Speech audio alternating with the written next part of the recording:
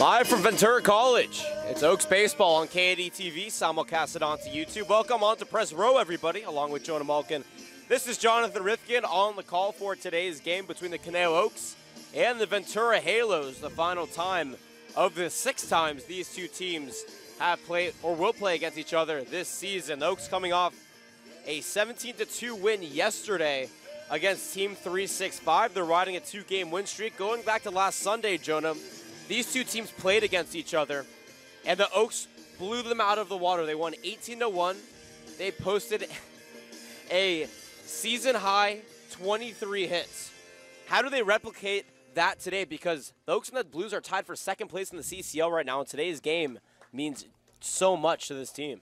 Well, we talked about some of the keys for this team being generating hits early on within the first 3 innings in particular. And what we saw the last time these two teams played was the Oaks were able to plate 10 runs in just that second inning alone. So you can't really come up with a better start than plating 10 runs in a second inning.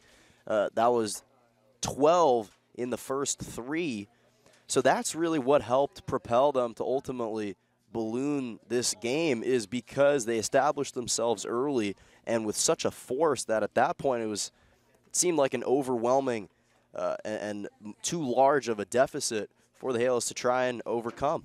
You see Coach Segisi and Coach Garcia talking at the home plate with the umpires exchanging lineups. The Oaks have a very similar lineup to normal. We'll get to that obviously after the break. National Anthem coming at you. And looking ahead, this is the final game of the 6 games of the week. The Oaks have a day off tomorrow, but it doesn't get that much easier, Jonah. They have 1 home game on Tuesday, in Anaheim on Wednesday, SLO on Thursday, Santa Barbara Friday, Pasadena Saturday, back at home on Sunday, and then hit the road again for Santa Barbara on Monday. That is a new schedule change. But it has to start here, because with all the talks of the Foresters foregoing the CCL playoffs, that means that the Oaks have to win the CCL Central, or come in second, that is. And right now they're tied with the Blues. What's the mindset that this team has to take? Do you take it 1 game at a time, or do you look down the road a little bit and say, this is what we need to do in this, and this game? I think, well, the first thing is they have to be locked in.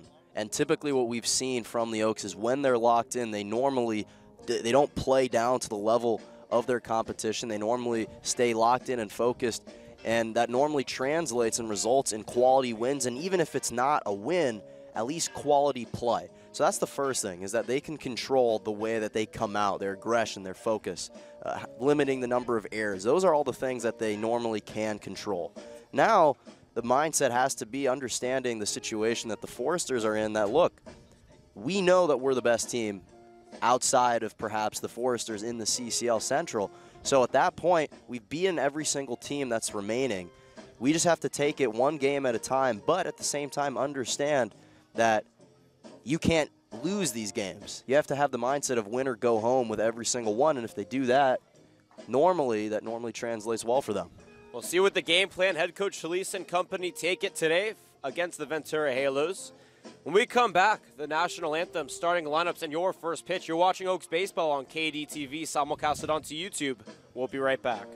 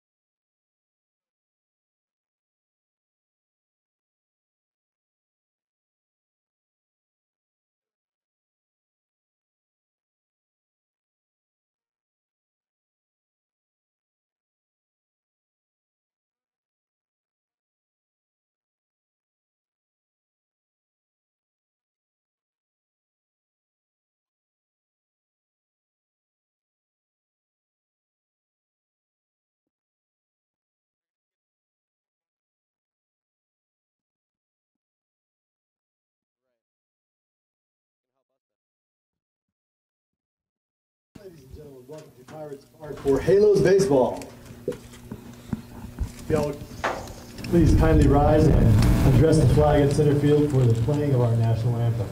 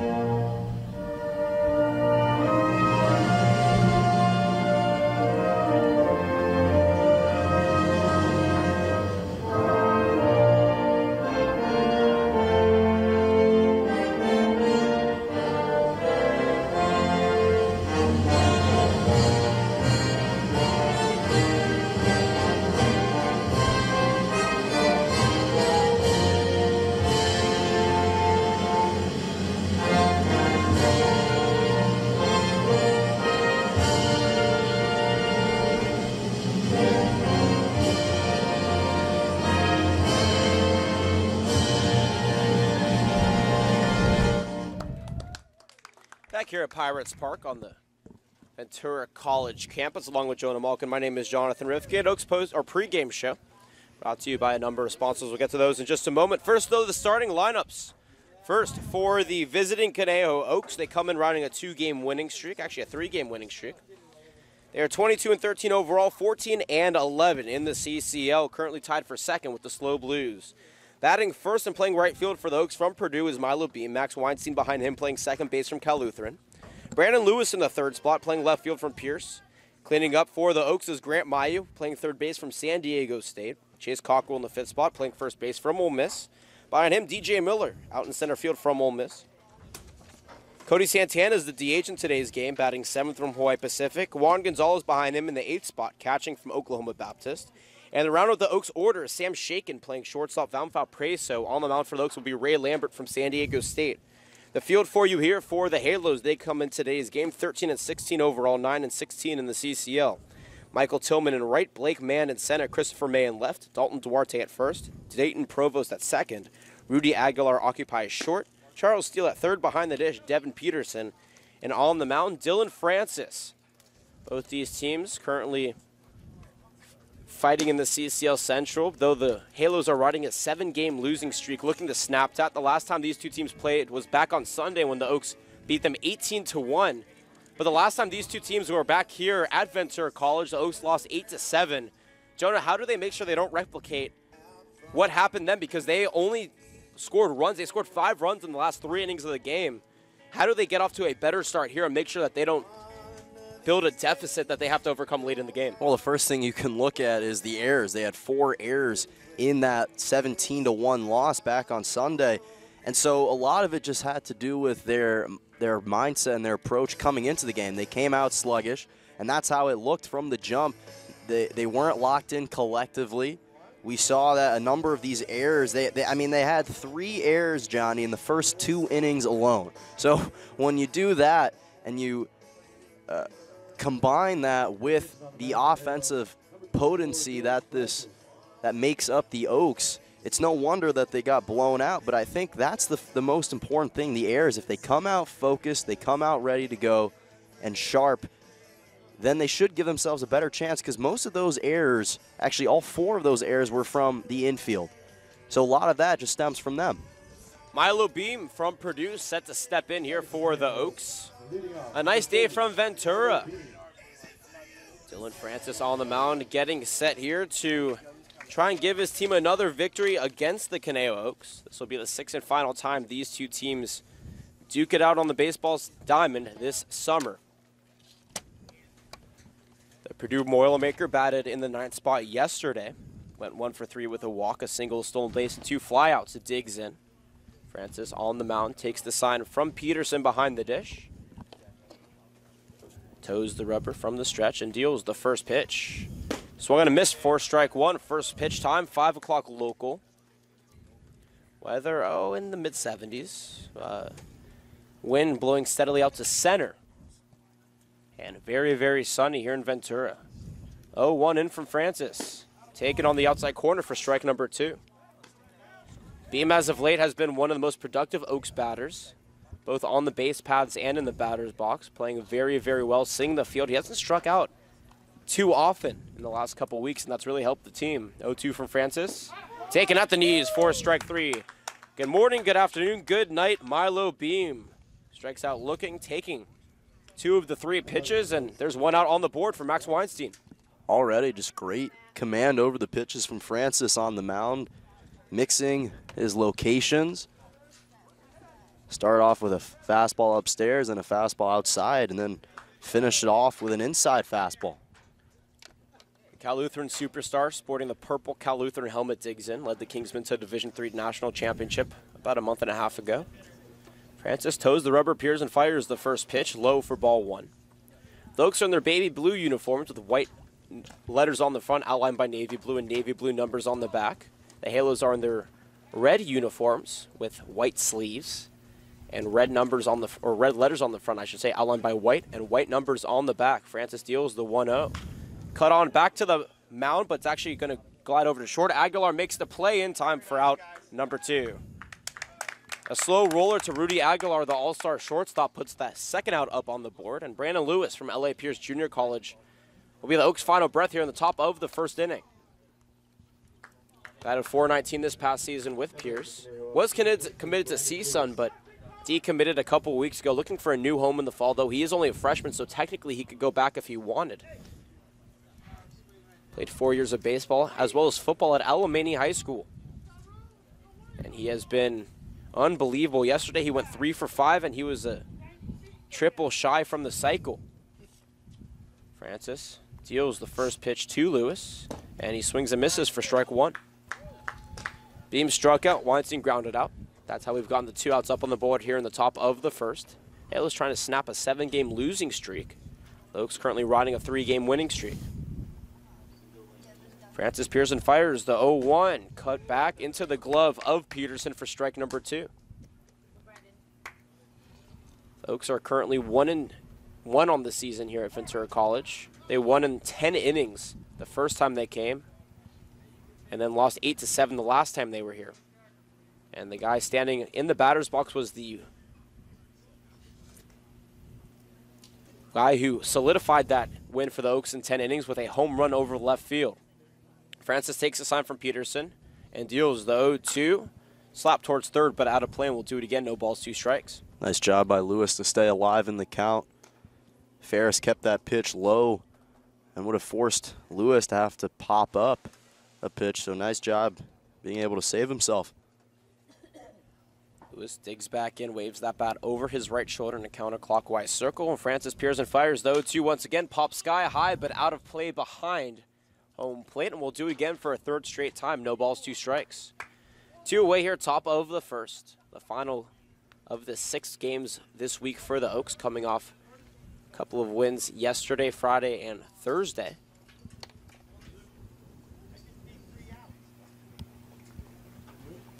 Oaks have a day off tomorrow before playing a 1-game homestand on Tuesday before they head to La Mirada on Wednesday, San Luis Obispo on Thursday, Santa Barbara Friday, and Pasadena on Saturday. 0-2 from Francis, taken a little bit outside for ball 1. Only the second ball that Francis has dealt to the first 3 batters of the Oaks. Beam went down on 3 strikes. Weinstein grounded out on a 1-1, and Lewis currently facing a 1-2 count. Francis gloves the ball and deals the 1-2. And it pegs Lewis on the left bicep, and he will stride over the first. A 2-out base runner here for the Oaks, and Grant Mayu set to dig in for them. Lewis will take the bruise and walk over to first. Once again, keeping the Oaks within scoring opportunity with 2 away. Yeah, luckily it was on a breaking pitch, so Lewis was able to shake it off pretty easily. Takes a 1.5 lead off of first, and Grant Mayu, the San Diego State Aztec, digs in. Talk about another Oaks batter that has been seeing the field very, very well as of late.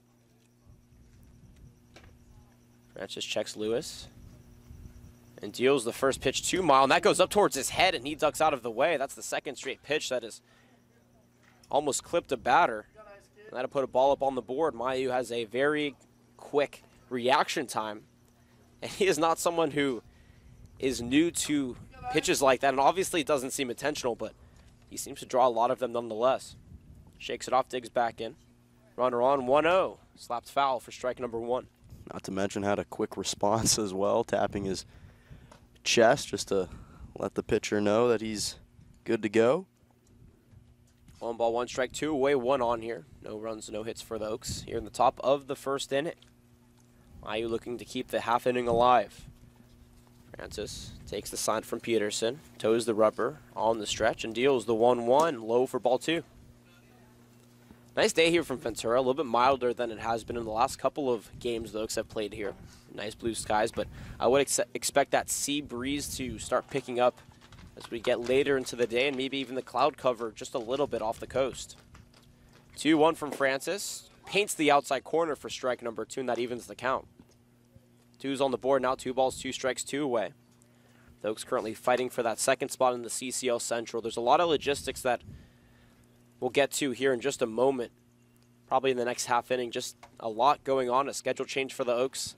The Foresters maybe foregoing the CCL playoffs, which means that the Oaks could actually get in. 2-2, fouled back against the screen, and we'll do it again.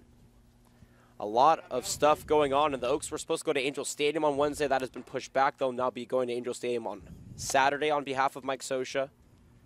So a lot of good stuff going on, but may get a little complicated. We'll do our best to lay it out as legible as possible. Mayu digs back in. 2 balls, 2 strikes. Francis checks Lewis and deals the 2-2. Cut and missed for strike 3. Mayu's down on strikes. 2 strikeouts for Francis, and we're out of the top of the first inning. No runs, no hits, no errors. 1 left on base. No scores. We hit the bottom of the first. The Halos will try to change that on their side of things. You're watching Oaks Baseball on KDTV. Simulcast it onto YouTube. We'll be right back.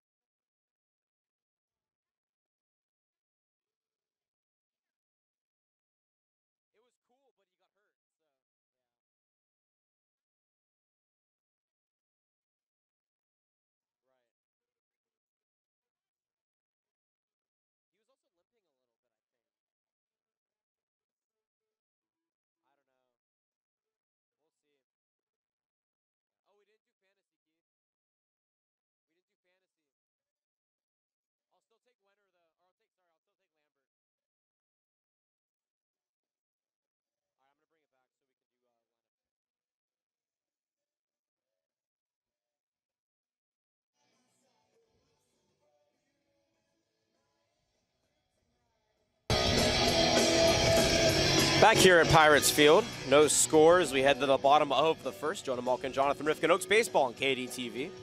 Starting a lineup here for you for the Halos as they come up to bat. Christopher May batting first from College of the Canyons. But behind him is College of the Canyon teammate Dayton Provost in the second spot. Michael Tillman, undecided where he's going to go in the fall in the third spot. Chris Jones cleans things up from Washington. Dalton Duarte from Dominguez Hills in the fifth spot. Blake Mann in the sixth spot. Rudy Aguilar from Ventura College in the seventh spot. Occupying the 8th spot from Harvard is Devin Peterson, and Charles Steele is in the 9th spot from Colorado State. On the mound for the Oaks, Ray Lambert from San Diego State. The Sunday starter for the Oaks looking to do some damage. Last week had a stellar game against the Halos. Takes the sign from his catcher Gonzalez and deals the first pitch to May. Popped back for strike number 1. The Oaks field for you here, Milo Beeman right. DJ Miller in center, Brandon Lewis in left, Chase Cockrell at first, Max Weinstein occupying second, Sam Shaken at short, Graham Mayu at third, and behind the dish, Juan Gonzalez. College of the Canyon product digs back in. Lambert deals, though, 1. Low for ball 1. And for Ray Lambert, this isn't a too out of the ordinary place for him to play. He played at Ventura College his second year of college. He redshirted at CSUN and went to Ventura. Had a sub-2 ERA before going to San Diego State. 1-1 runs upstairs, 2-1 the count.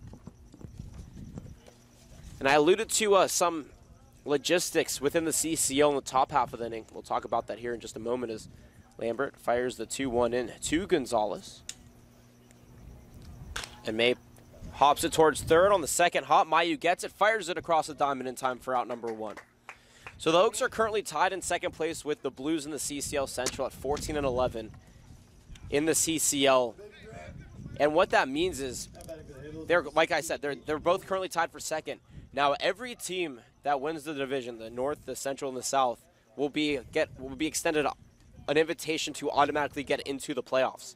Now, because the Foresters have committed to playing on behalf of the CCL in the National Baseball Congress World Series in Wichita, which is starting earlier this year, they may have to forego the playoffs. First pitch runs low to Dayton Provost for ball 1. 1 out. Nobody on here. Bottom of the first inning, no score. So if the Foresters do decide to forego the CCL playoffs and head to Wichita, that means that the second place team in the CCL Central will take their place in the playoffs. So if the Oaks make it into the second spot, they will make the playoffs. 1-0, bounces in the dirt for 2-0. And that's a big deal because the Oaks have just had some bad breaks as of late. And I think the playoffs is a way for them to redeem themselves.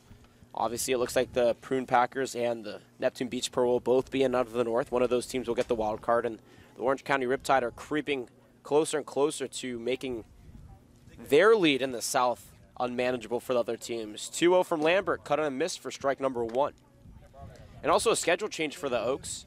On the schedule, the Oaks are supposed to end the season in Santa Barbara and San Luis Obispo next week on Tuesday and Wednesday, but the Tuesday game in Santa Barbara has been moved back to Monday. So the Oaks have a day off on Tuesday and then go to San Luis Obispo on Wednesday. Lambert deals the 2-1, another fastball cut and miss for strike number 2.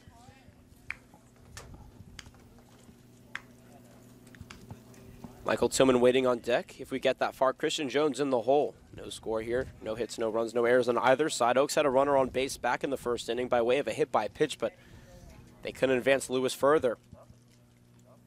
Lambert kicks and fires the 2-2.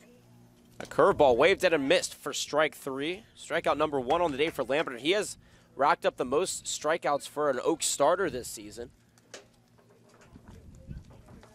And that has really helped them. Unfortunately, though, he also has accumulated a number of walks. He's just so composed on the mound. His throwing motion is fluid. I mean, he had 3 strikeouts the last time these two teams played, but he's just in such a groove mentally and physically on the mound. Michael Tillman digs in. The first pitch from Lambert. Cut towards third, but out of play for strike 1. And for the Halos, in the bottom of the CCL right now at 9-16, 13-16 overall. They're on a 7-game losing streak. They actually looked very good at the beginning of the season, but a couple of rough games that haven't gone their way, and they're looking at a very large uphill climb if they want to be in the playoff conversation. 0-1 from Lambert. Skied into center field. Running back on it is Miller. Will he have to run up the hill? He will, as that ball gets down for extra bases. Rounding second and going to third is Tillman. The throw comes in, and he will be on with a stand-up triple. That is the Achilles heel of the Ventura College ballpark, is that there is a hill out there in center field. And so it's almost like you have to literally climb uphill to make a catch, and you saw Miller take a spill out there due to the hill. Nonetheless, though, the Halos played it to their favor, and they have a runner 90 feet away from scoring position with 2 away. I mean, if you have an advantage, you might as well take advantage of it in that moment. Nonetheless, it was a nice hit from Tillman out in center, and Miller unfortunately couldn't track it down, but that brings the go-ahead run up at third for the Halos. Christian Jones from the University of Washington steps in, cleaning up in today's game. 2 away, 1 on. First pitch upstairs for ball 1.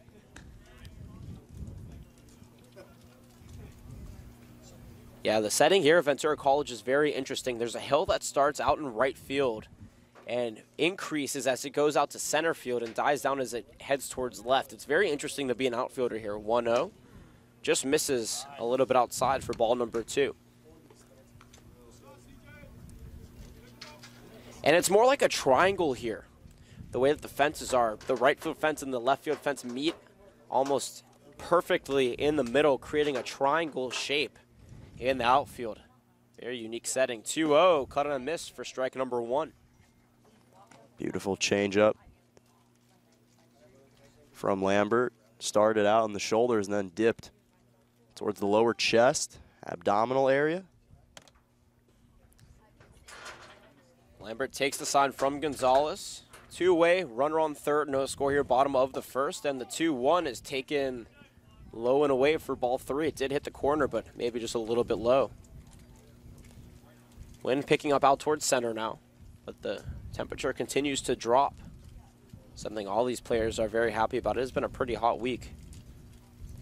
Lambert deals the 3-1 in the dirt for ball number 4, and he draws, or Christian Jones draws a 5-pitch walk. Runners at the corners now 2 away for Dalton Duarte from Cal State Dominguez Hills in a big spot, a lefty batter.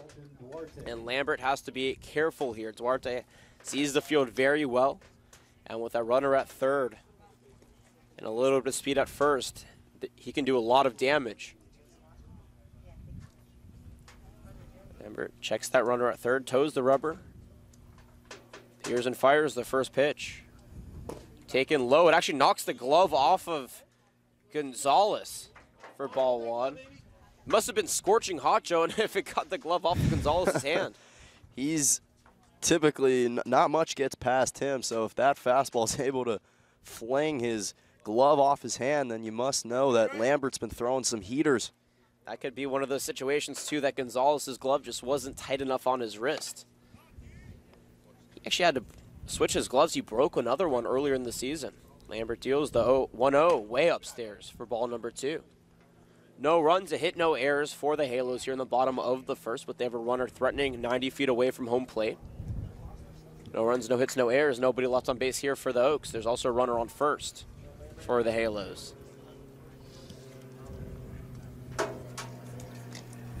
Lambert takes his time from the stretch at the belt and deals the 2-0. Low for ball 3. Looking a little bit unsettled. Head coach Solis over in the dugout giving the signs to Gonzalez and also motioning to Lambert to just calm down a little bit and stay your course. You are a phenomenal pitcher at a Division I school. Don't worry too much about the runners on base. Gonzalez sets that glove up towards the middle. The 3-0 is a fastball. Cut it and missed for strike number 1. Duarte tried using his home run swing on the 3-0, but caught nothing but air. I think perhaps in the back of Lambert's mind, he saw Jones pretend to run over to second. Maybe in his peripheral vision, might have gone a little spooked. 3-1 in from Lambert is cut on and missed for strike number 2. A couple of good fastballs has Lambert back in this one now. Full count, the first one of the game. Runners at the corners, no score here. Bottom of the first inning, 2 away. Lambert retired May on a ground out and Provost on a strikeout. Tillman tripled and Jones walked. That's how we've gone to where we are thus far in the inning. Payoff pitch. Runners go. It's popped up towards third. But that'll go out of play, and we'll do it again. Quiet day here at Ventura College. A handful of fans in the crowd for the Oaks and the Halos, respectively. Of course, the ever-present Santana family sitting right behind us here.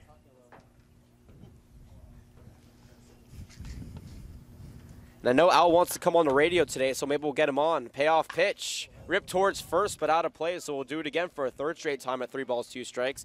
Al and Jono, we keep talking about how Al Santana keeps calling us out. He's funnier than us, or we may mistake. You know, he's challenging us, and I think it's time for him to come on the broadcast, maybe even call a half inning or even an at-bat, see what happens. I'm sure he'd give us our best shot. I know his wife, Leanne, will be a fan of that. Payoff pitch 3.0 dealt. Cut it and miss for strike number 3.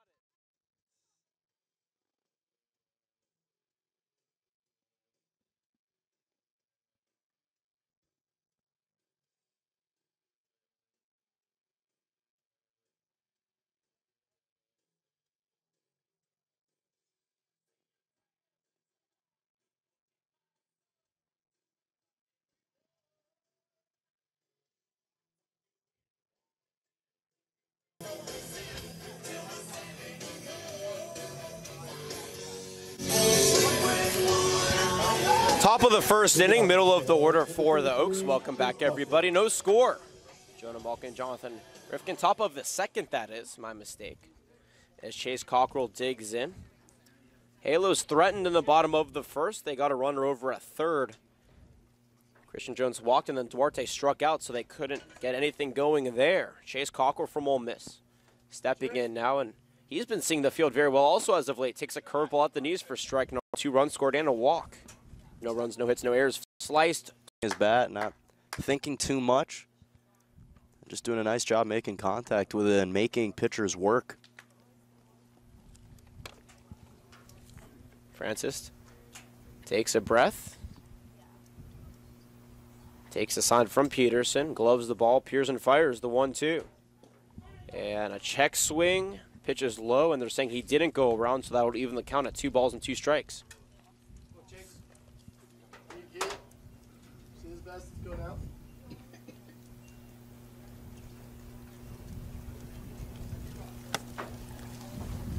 Wind continuing to pick up just a little bit, shifting now towards right center. Francis deals the 2-2. A hopper over to short. Aguilar gets it on the run and fires it over to Duarte in time for out number 1. That's the all-star shortstop from Ventura College doing his thing out there, 1 away. Cockrell tried to beat out the throw, but Aguilar did a nice job corralling the ball quickly and getting rid of it quickly over to first.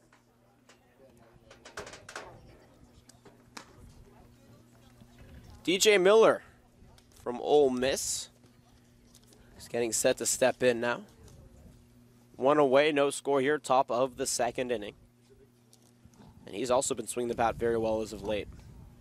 Second on the team in batting average. He tries to pull his bat back, but ends up hitting the high and in fastball for strike number 1. Cody Santana on deck. In the hole if we get that far. Juan Gonzalez. Miller batting just a little bit over 370. 0-1 in from Francis. Foul tipped back into Peterson's leg for strike number 2. I want to thank our sponsors, Roadrunner Shuttle, for getting the Oaks to and from all of their away games safely. Cronies Bar and Grill, Joseph Sweet Orthopedic Surgeon in Oxnard, California. And Jimmy John Sandwich. Every sponsor is an important part of the Oaks family. Francis deals, though, to skied into center field. Running back on it is Mann, and that ball is going to drop and roll up the hill. Rounding first and going to second is Miller. He turns on the Jets now as he rounds second, and he'll be standing on third base with a 1-out stand-up triple. DJ Miller gives the Oaks an opportunity here with only 1 away to get a run-up on the board. All he needs to do is have a ball put in play. And Cody Santana will look to do just that. Beautiful hit from Miller deep into center. Was down in the count 0-2.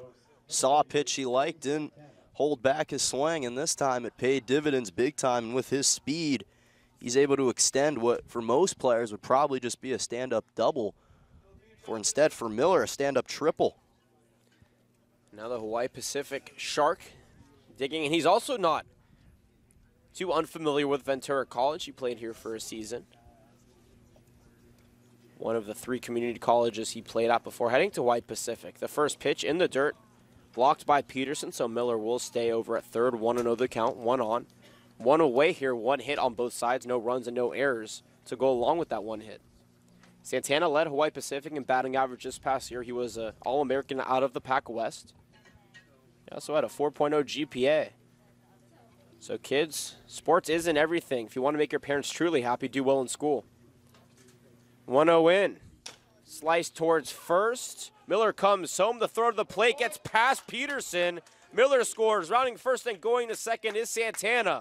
And the Oaks take a 1-0 lead on the mishandle by Dalton Duarte. With only 1 away, another runner in scoring position.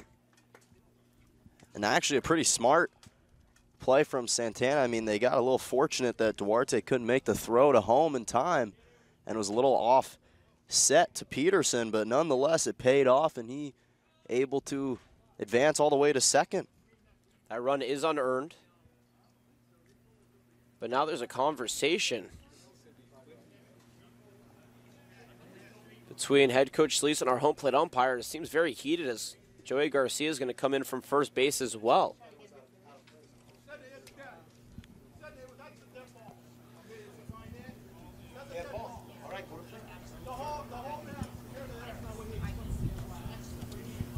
So they're calling it a dead ball, as Coach Sagisi's also going to come out and join the conversation. Now it's hard to judge from where we are where that ball bounced.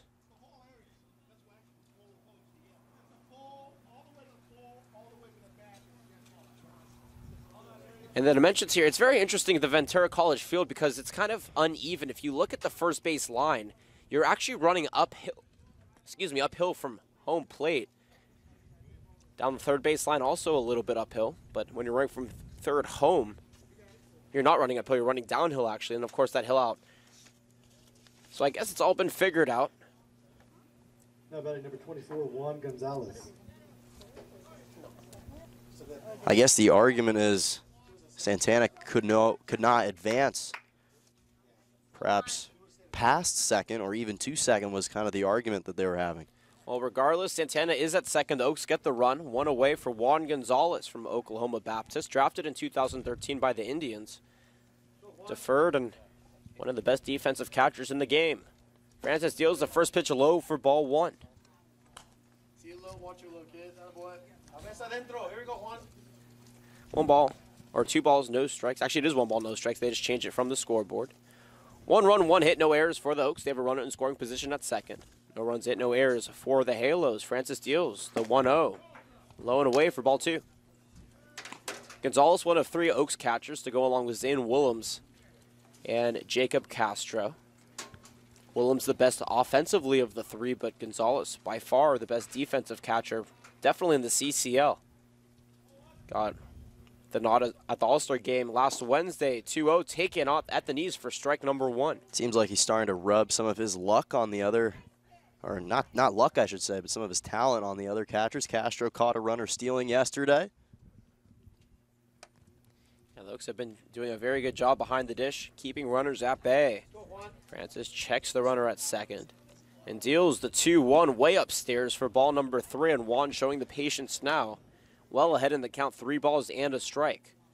That curveball from Francis started up in the head area, and he tried to bring that down into the belly button, but instead it stayed in the upper chest at the top of the strike zone. Gonzalez digging back in. And he has definitely shown a lot of maturity as this season has gone on. Probably one of the most efficient Oaks by way of improvement this season. Runner on first in Juan Gonzalez. He walked. Santana at second, 1 away. 0-1 count to Shaken.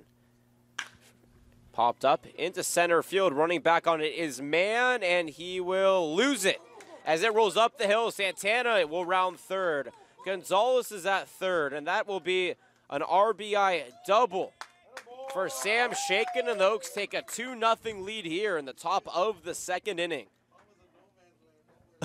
Another favorable shot deep into center, and it's tough for Mann out there because you're trying to track the ball, but at the same time you understand that there's a hill incoming at about 5 feet behind you, so it's tough to be able to manage both, and that time Shaken able to get it to drop and bring Santana home. There are times that the hill works in your favor, and there are times that it does not. Twice this inning, the hill has worked in the Oaks' favor, and they'll take it. Both those runs have been unearned, by the way. Santana reached on an error, and Miller before him scored on that error.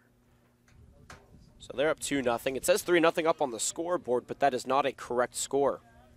Let's go, Milo. Runner on third and second. Only 1 away. Back to the top of the order for Milo Beam. 0 for 1 on the day. Shows bump, pulls back, ball low. 0 for 1 with that strikeout back in the first inning. On the day for Francis, he's given up a total of 2 hits and 2 runs, both unearned though. 1 walk and 2 strikeouts under his belt.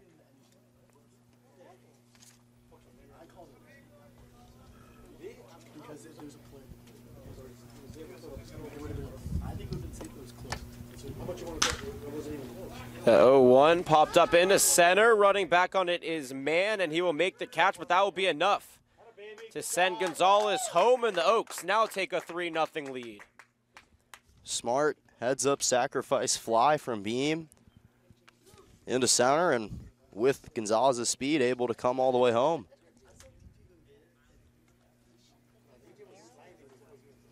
Yeah, he was at the plate before the ball. So they're actually not going to call that an error.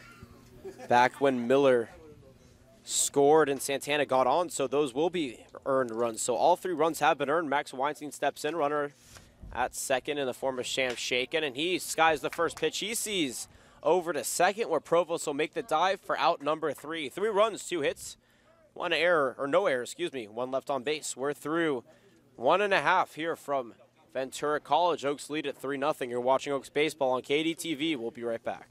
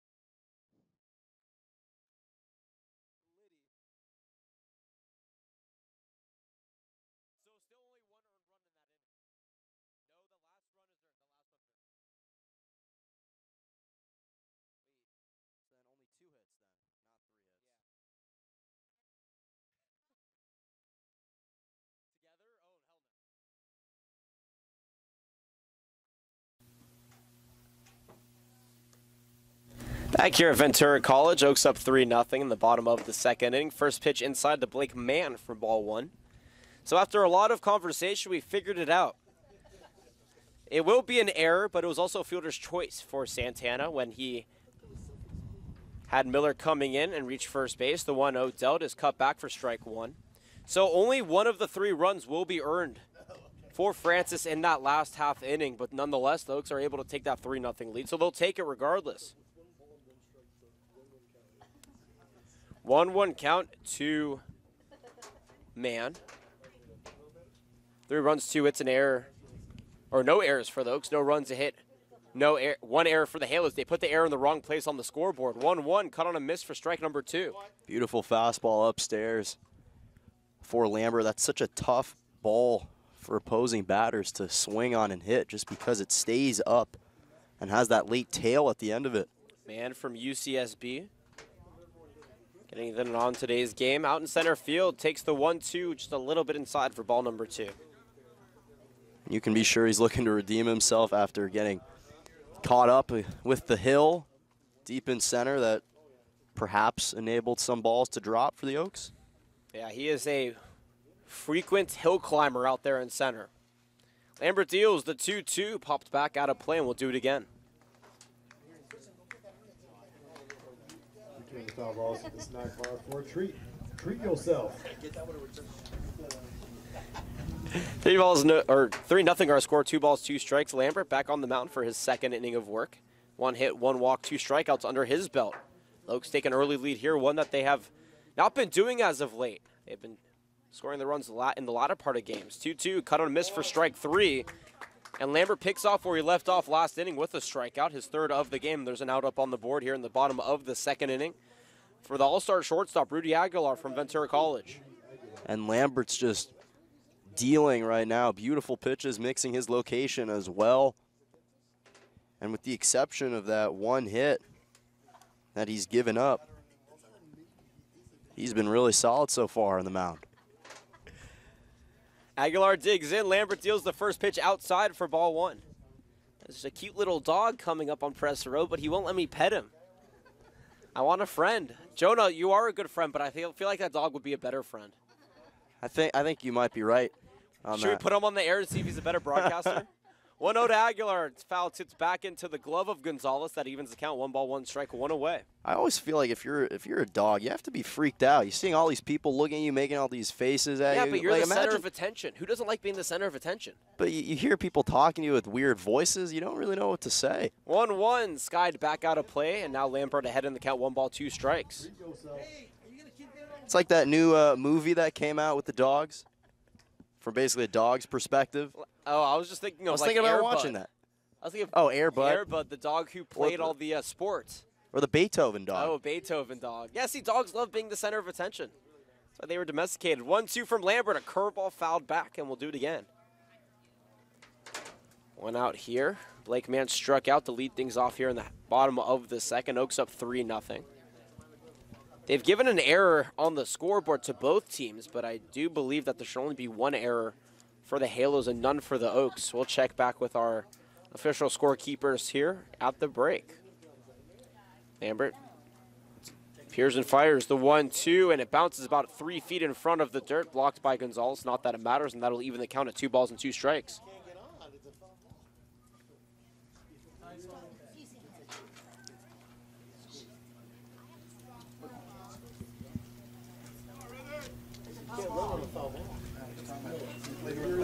Oh, I see.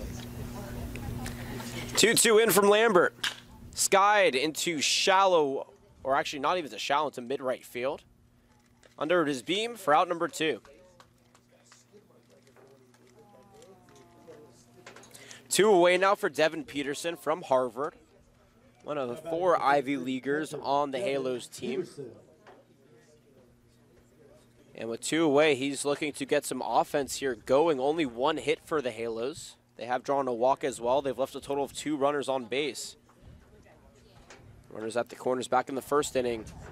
They had a runner 90 feet away but couldn't bring him in. Lambert deals the first pitch up and in for ball 1.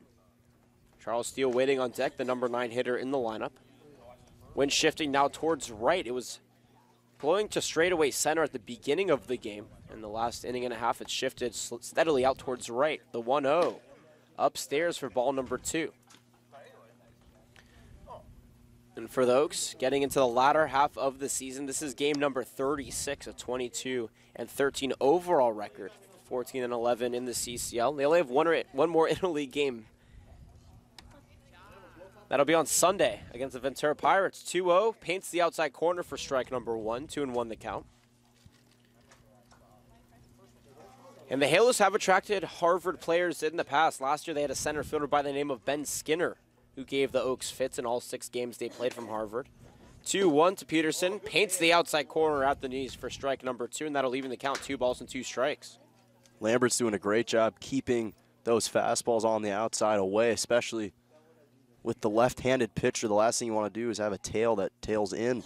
2-2, cut and missed for strike 3. No runs, no hits, no errors, nobody left on base. 4 strikeouts on the day for Lambert. And he strikes out 2 of the 3 batters in the second inning. We're through 2 full here from Ventura College. Oaks lead at 3-0. You're watching Oaks Baseball on KDTV. We'll be right back.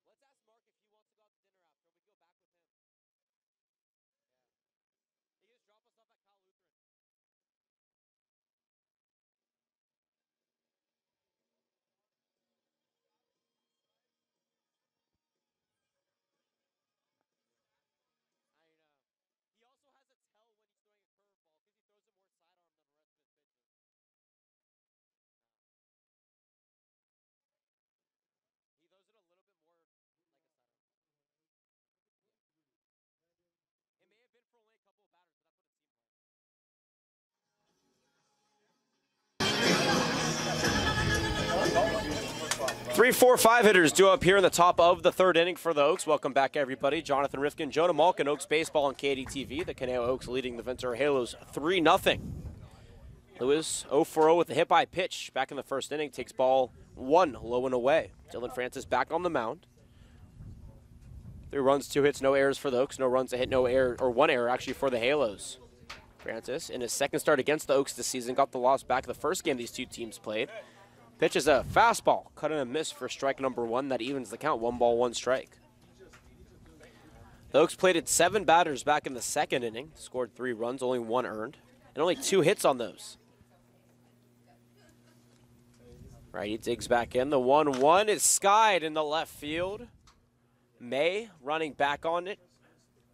Will get under it for out number 1. That one just a little bit too shallow, probably about 3 feet away from that wall. And Lewis does like hitting home runs over the left field wall here at Ventura College. Unfortunately, just took a little bit off on the follow through and flew out to left instead. Yeah, he already has 1 home run here. Looking for a second one. And that left field wall, one of the shorter parts of this ballpark.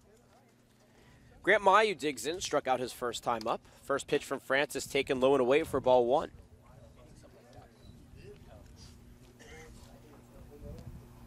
The Oaks, like I mentioned, with only 1 more interleague game left, and with the possibility of the Foresters foregoing the playoffs as the 1-0 is taken at the knees for strike 1. Every CCL game becomes that much more critical because they are tied for second currently in the CCL with the Blues. 14 and 11 is both of their records. And like I said, if the Foresters do forego the CCL playoffs to go to Wichita, that means that the second place team in the CCL Central will get to the playoffs. 1-1 taken over the heart of the plate for strike number 2.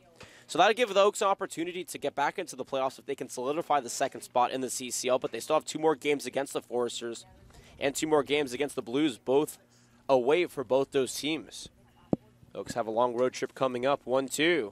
Sliced towards right, but that'll be in foul territory, and we'll do it again. The National Baseball Congress pushed back their World Series out in Wichita this year. Last year was August 6th kickoff date, but this year it's the end of July, which conflicts with the CCL playoffs, which is why Bill Pintart's squad may not be here. They may be in Wichita instead, fighting for that national championship. They won last year. They also won the CCL championship last year. 1-2 to Mayo, cut and a miss for strike 3. Second strikeout for him on the day. 3rd overall for Francis. And now with 2 away, Chase Cockrell will be the final breath here in the top of the 3rd for the Oaks, up 3-0.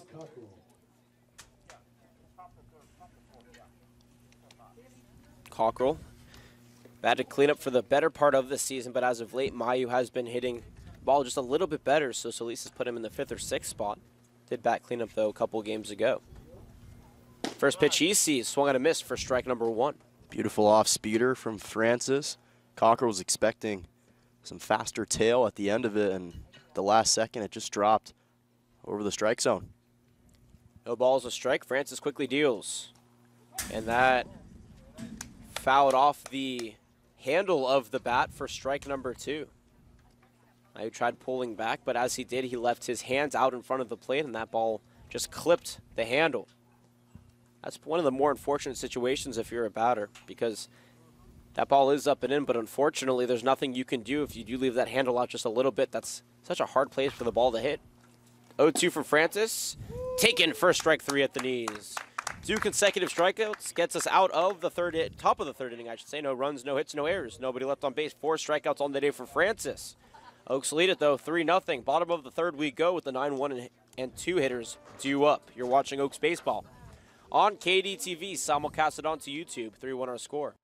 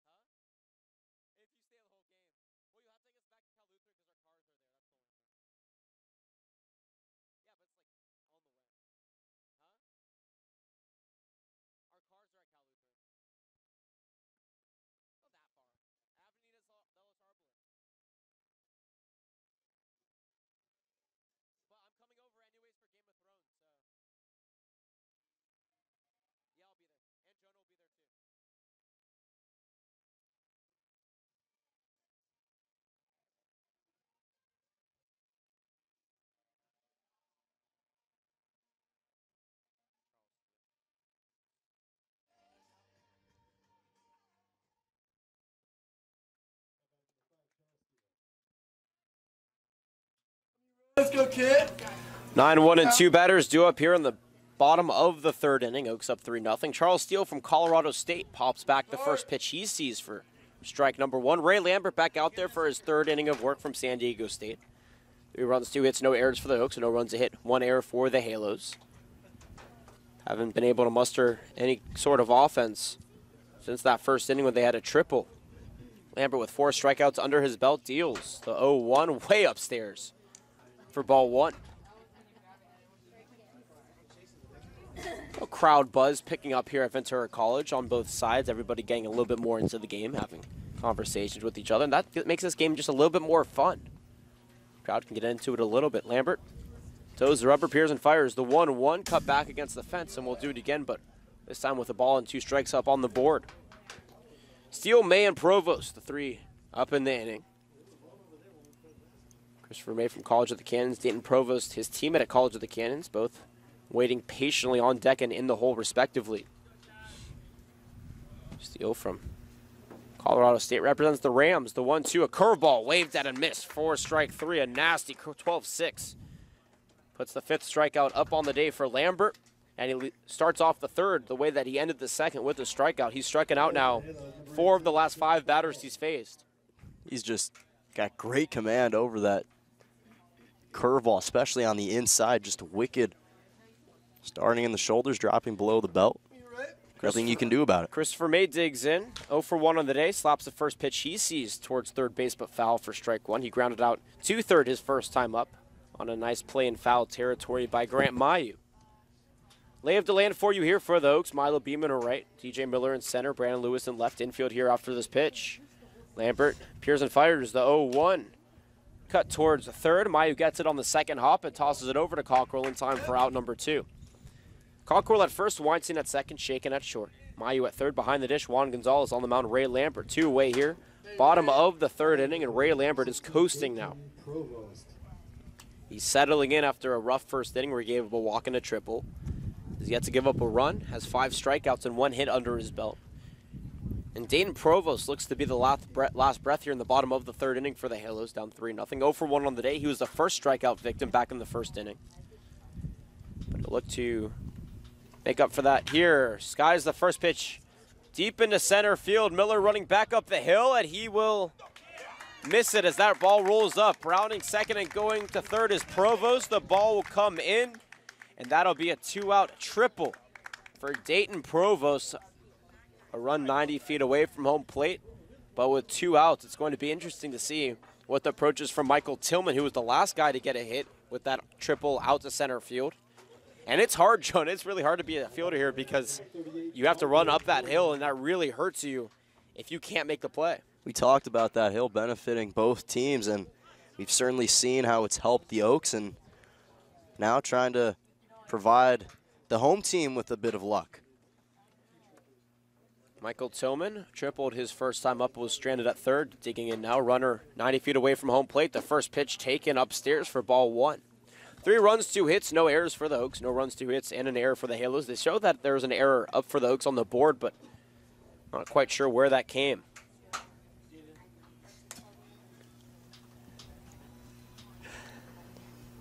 Lambert, Pearson fires the 1-0. Cut on and missed for strike number 1. That evens the count. Wind shifting back towards center now, so it went from a wind that will benefit lefty batters to a wind batter that would benefit batters that can pick up that ball towards center, and that's why you saw Provost able to sky that out into deep center field because the wind helped it. 1-1 from Lambert, a curveball. Kind of missed for strike number 2, and that curveball has really been working for him here, Jonah. And the other thing it does is it forces batters in a jam because now they're swing. They can't extend that bat. Instead, they're forced to bring it in and try and get a good quality hit with it. And it's just tough to make contact on those inside curves. 1-2 is another curveball taken on the inside corner for strike 3. Tillman out on strikes. 6 for Lambert, and he has been rolling with that curveball. No runs on a hit, no errors, and 1 left on base. We're through 3 full here from Ventura College. Oaks leading it 3-0. You're watching Oaks baseball on KDTV, simulcasted onto YouTube. We will be right back.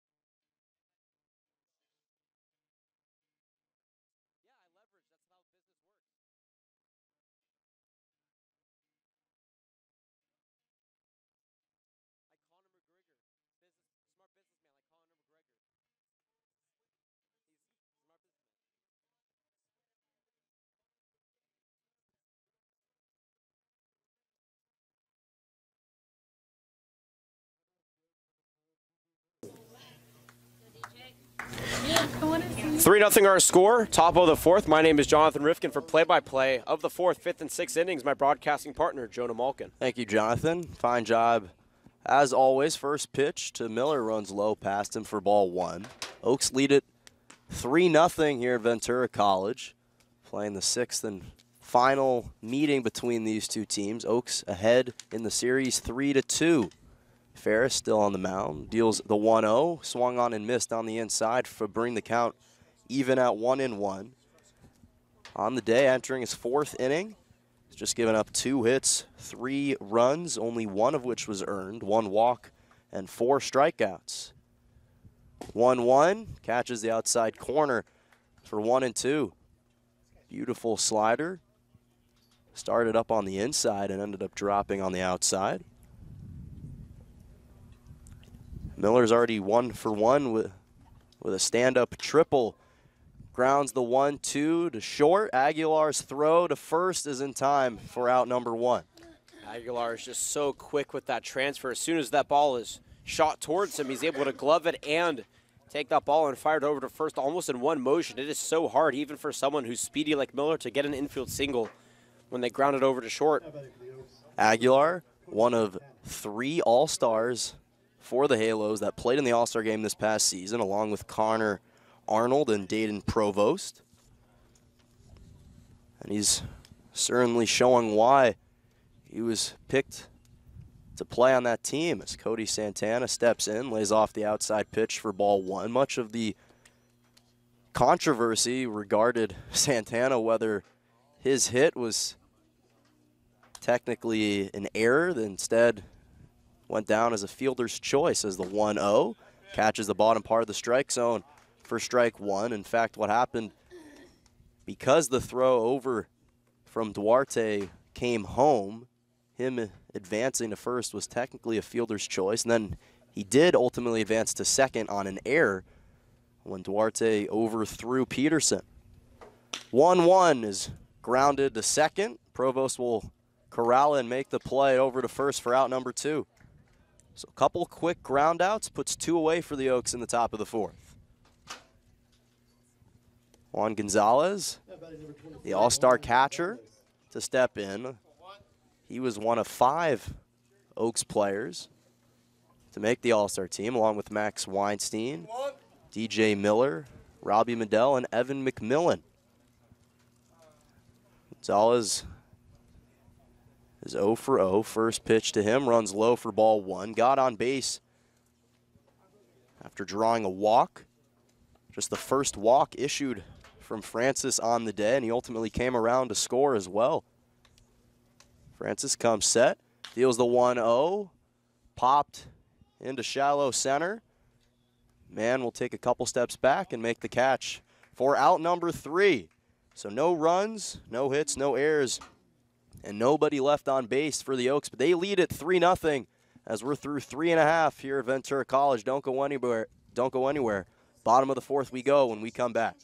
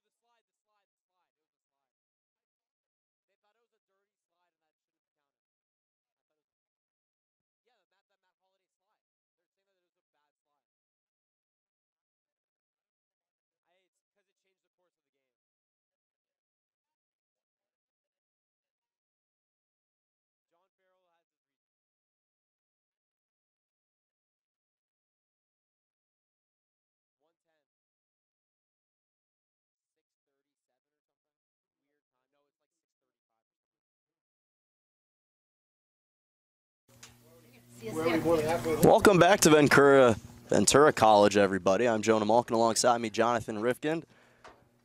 Oaks beating the Halos 3-0 heading into the bottom of the fourth. Christian Jones in the cleanup spot to lead off.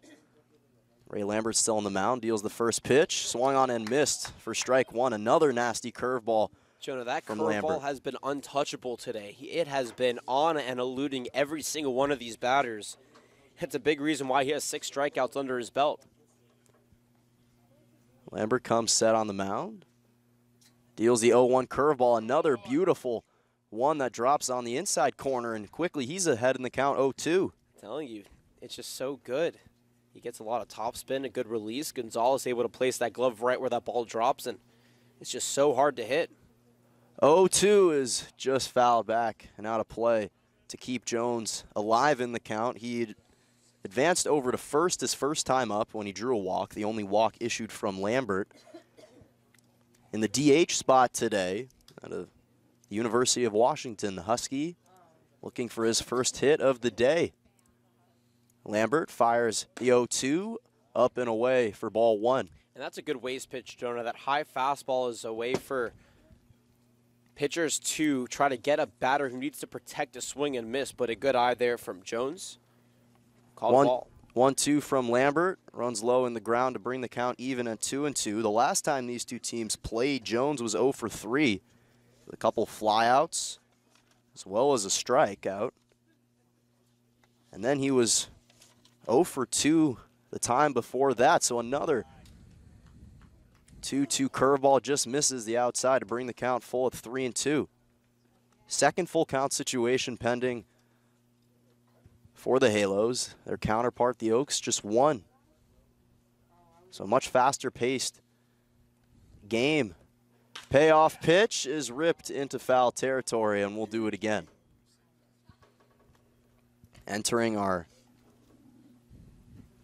second hour of work. Game started at 5. Slowed down a bit in the first inning, but it's picked up in the second and third. Lambert takes the sign from Gonzalez. Works out of the stretch and deals the payoff pitch. Grounded to Weinstein at second. And he'll make the play to Cockrell at first for a beautiful out, number 1.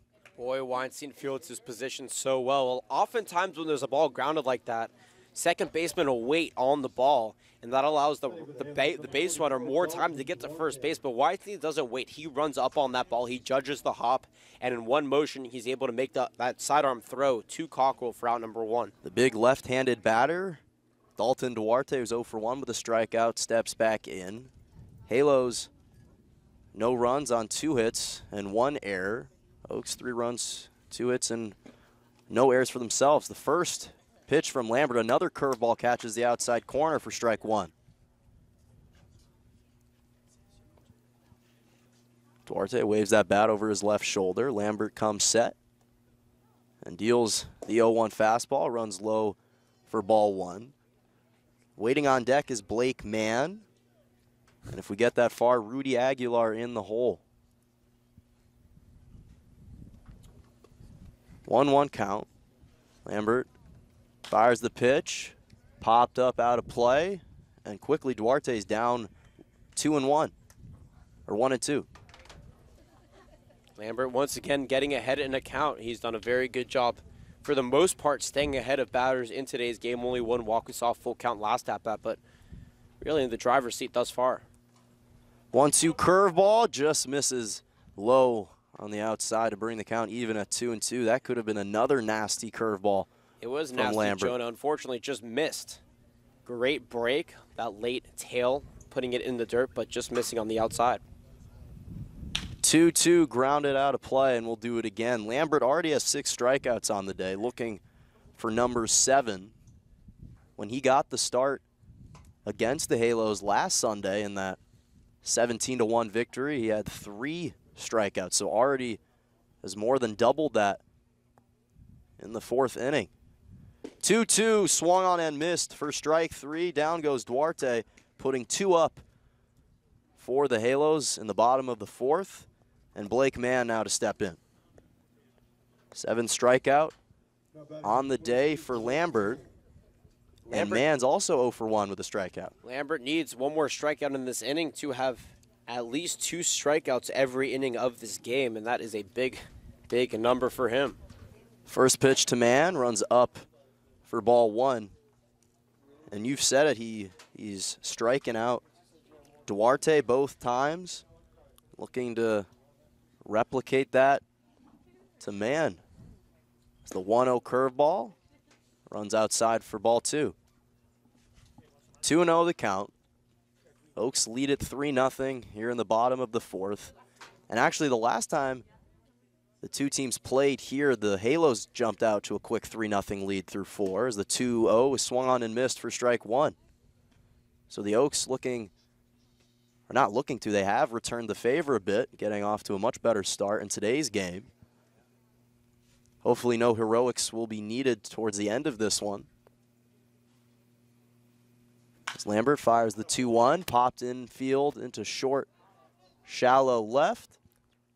Or shallow right, I should say, and Beam makes the catch for out number 3.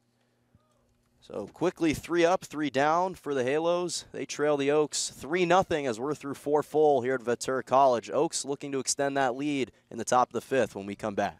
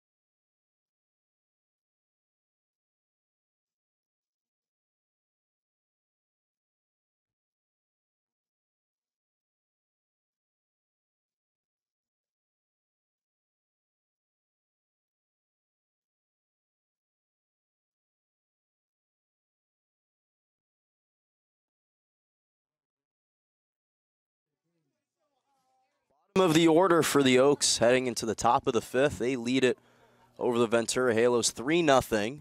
Sam Shakin in the 9th spot. And then we'll be back to the top of the order with Milo Beam and Max Weinstein on deck and in the hole. Shakin already 1 for 1 with a stand-up double. Looking for his 2nd hit of the day. Dylan Francis still on the mound. Deals the first pitch. Drops below the strike zone for ball 1. And Francis actually very much used to this home field, was just playing at Ventura College this past season. And then he'll be transferring to Cal Poly St. Louis Obispo in the fall as the 1-0 is grounded out of play for 1-1. At Ventura College, he had an impressive tenure with the team. He was 2nd team All-Western State Conference. Was 4-0 when he played in conference games. Also played at Oxnard Community College in 2016. 1-1 to Shakin is ripped into left field past the glove of steel. Shakin's going to be held up at first with a leadoff single. He's actually, ball's going to get past the glove of Provost, and Shakin's over at 2nd on the air, but nonetheless a leadoff single, and then an air advances Shakin all the way to 2nd. Can't complain there if you're the Oaks. Capitalize on the Halos' mistakes. That's what you have to do. The Oaks have had a lot of trouble scoring runners when they get on early, and they have to break that habit if they want to find success down the latter part of the season into the playoffs if they get that far.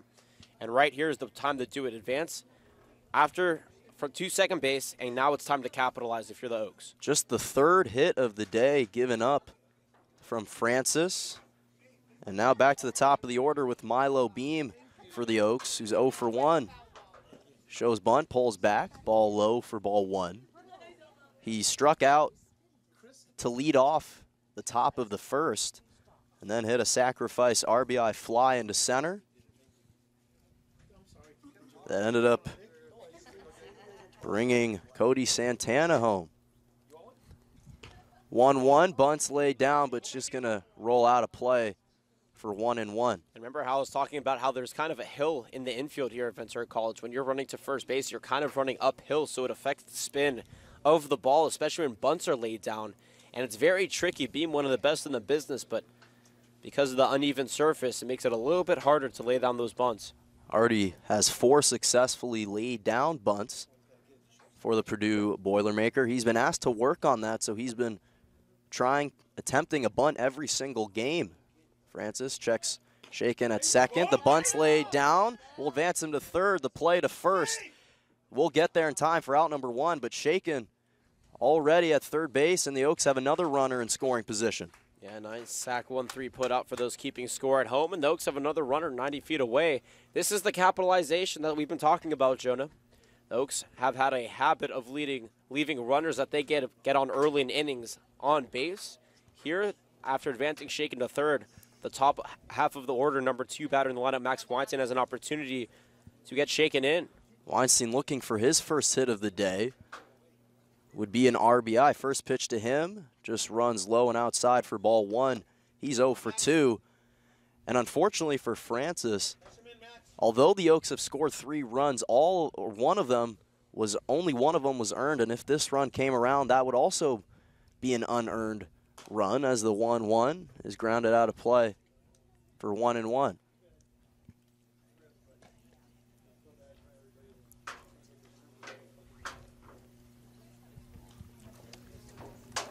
So Shaken over at third.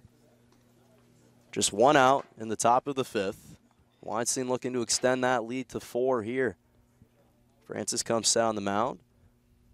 Deals the 1-1, ripped out into foul territory, just past the third base line. And that'll bring the count at 1-2. Yeah, Weinstein just a tad bit early on that pitch. When he pivoted, that ball was rocketed, but on the wrong side of the foul line. 1-2 the count.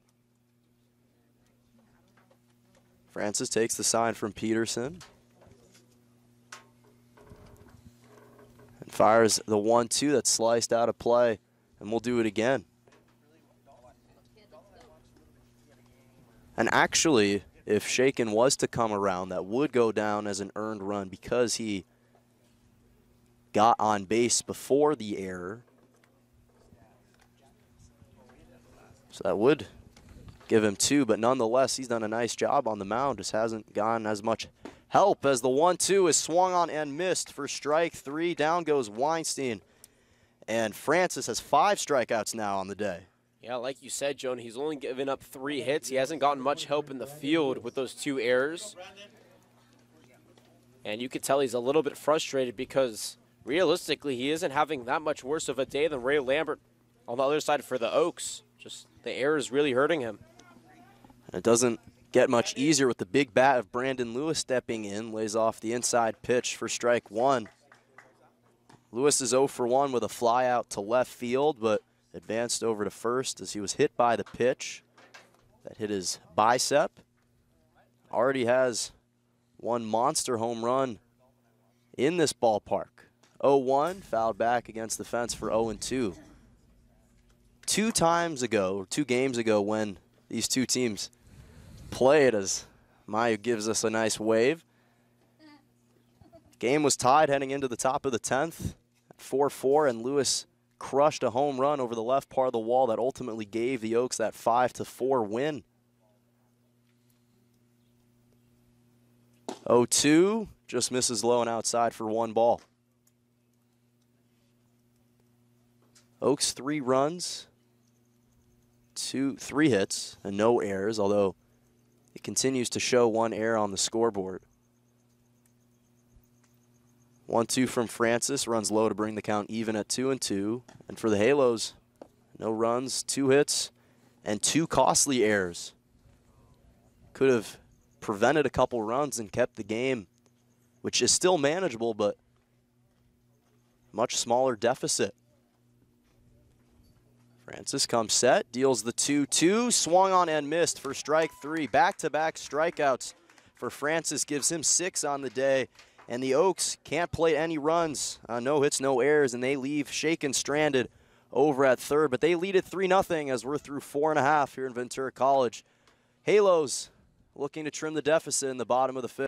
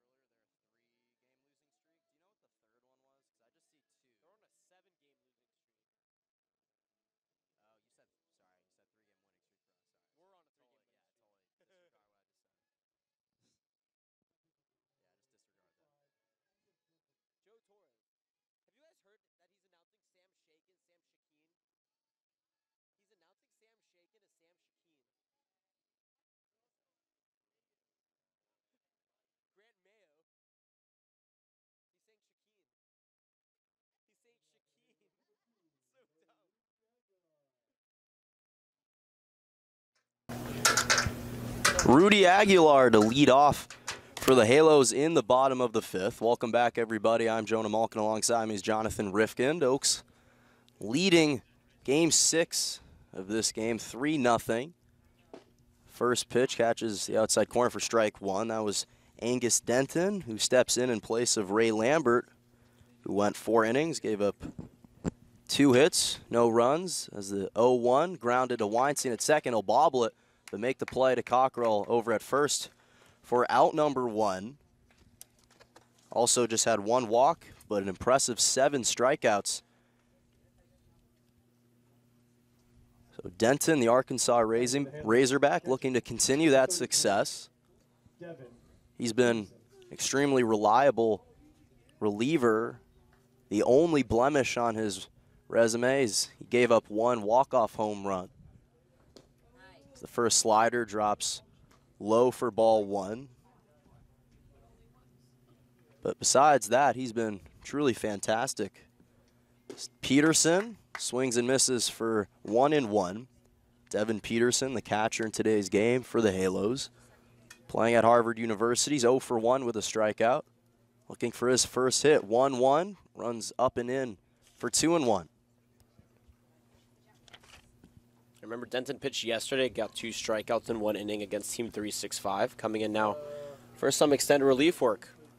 2-1, catches the inside corner to bring the count even at 2-2. He's got a unique throwing motion, more of a sidearm submarine thrower, but has wicked tail at the end of his pitches as the 2-2 is just tapped back against the fence right in front of us to stay alive.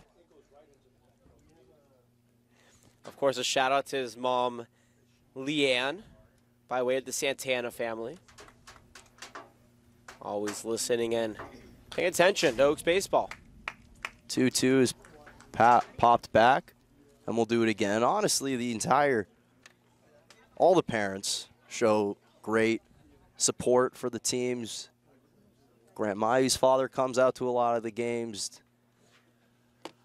Appleby's parents as well watch as the 2-2 runs low and outside to bring the count full at 3-2. Just overall makes the experience much more enjoyable for us, but more importantly, the players. Denton fires the payoff pitch. Popped in the infield, but it's going to drift into foul territory, and we'll do it again. This is now the third full count situation for the Halos in this game. Still just one for the Oaks, but hasn't mattered as they lead it 3-0 still. Jonah, I'll tell you what, here they do a promotion where if you get the foul ball, you get a treat. Now, there's this one kid who's been running around getting all the foul balls, and he's going to make a dentist very happy with all the candy that he's been eating. 3-2 is swung on and missed for strike 3. Down goes Peterson, giving Denton his first strikeout on the day, and the Halos have 2 away now in the bottom of the 5th. And typically at Sparky Anderson, we like to offer kids or anyone at least a raffle ticket. Right. Here they get candy. Maybe they have a deal with the local dentistry. You give kids cavities, and we'll give you 20% of our commission. Whatever raises some money. Right. 0-0 pitch. Drifts outside for 1-0. Our raffle, unfortunately, just ended yesterday, but had an incredible time. A lot of elated faces of fans getting some nice merchandise as the 1-0 catches the outside corner for 1-1. Kenny Johnson got the, was it the Albert Pujols or the Mike Trout baseball? He received that. So shout out to him. The 1-1 swung on and tapped for 1-2. It's also Family and Friends Day yesterday at Sparky Anderson, as well as Intern Appreciation Day. Johnny got to let the entire Oaks family know about, I'll say that in a second, as the 1-2, guess I'll have to wait. Runs over the heart of the plate for strike 3. Yeah, if you want to listen, you'll have to stick with us. The Halos can't plate any runs on no hits, no errors, and nobody left on base. Oaks, once again, looking to extend their lead heading into the top of the 6th.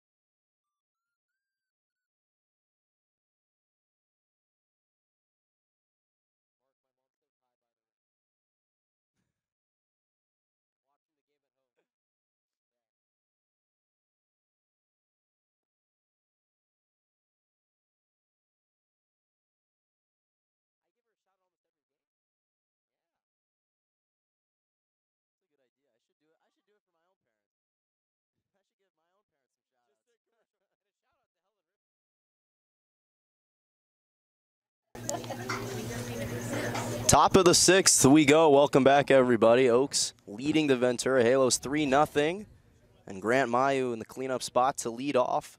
0 for 2 with 2 strikeouts, looking for his first hit of the day. And Dylan Francis still on the mound for the Halos. I'll give you his stats in just a moment. Takes the sign from Peterson and deals the first pitch low and gets past the glove of Peterson for 1-0. Francis entering a 6th inning of work. He's given up 3 hits, 3 runs, 2 of which were earned, 1 walk, and 5 strikeouts. Deals the 1-0, popped back and out of play for 1-1. Jonah, you ended the broadcast in the bottom of the 5th on a cliffhanger. I was about to, I'm glad you mentioned that. I was about to bring that up. I only remember because it was about me, and I like to be the center of attention sometimes. Isn't that why we do this? I'll give you that memorable moment after this pitch. 1-1 curveball, just misses inside for 2-1. Jonathan was asked about his favorite moment of the season, and he said, this is a promo for he yourself. said it was Jonah dropping the ball up in the press box. Both figuratively and literally. As the 2-1 is skied into left field, and May will get underneath it and make the catch for out number 1.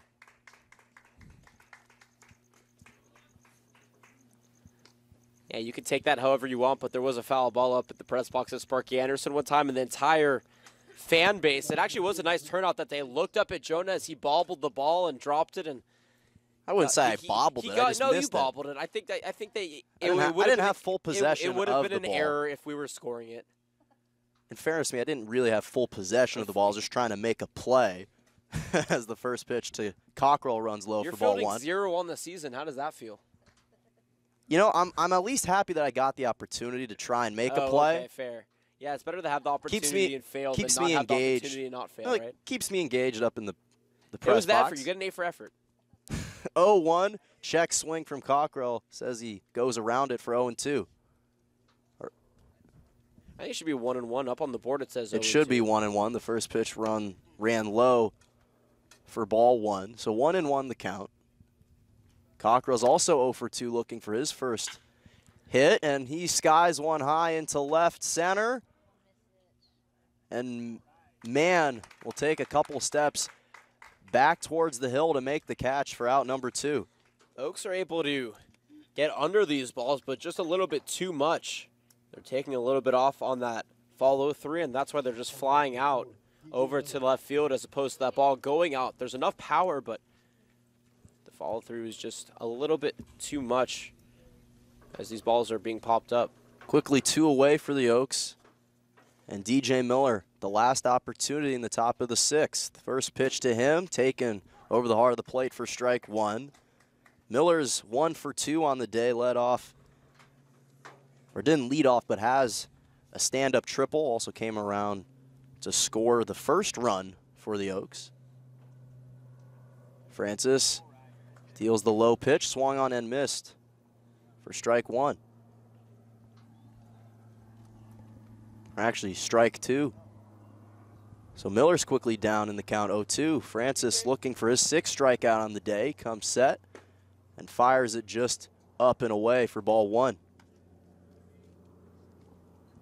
Miller yesterday was 2 for 5 with a 2 RBI triple and a run scored. Hasn't had the same success here, but he's going to hit one and spear it out of the air is Aguilar for out number 3. So 3 up, 3 down for the Oaks, but they lead it 3-0 heading into the bottom of the 6th.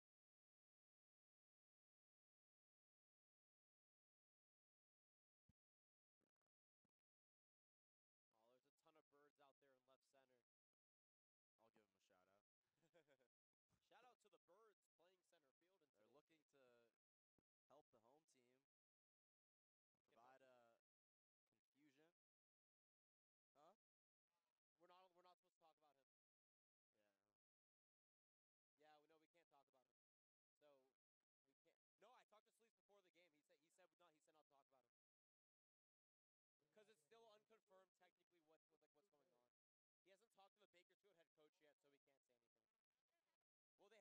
Well, they hired someone for the interim. A couple days ago. Bottom of the sixth we go. Welcome back, everybody. Top of the order for the Halos. Leading off Christopher May and a new pitcher on the mound, Miguel Salud. In place of Angus Denton, I'll give him his stats after this first pitch. Salud deals the first curveball on the inside corner for strike one. Third pitcher on the day for the Oaks.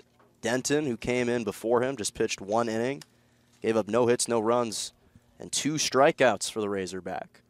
Salud comes set, deals the 1-0, swung on and missed for 1-1.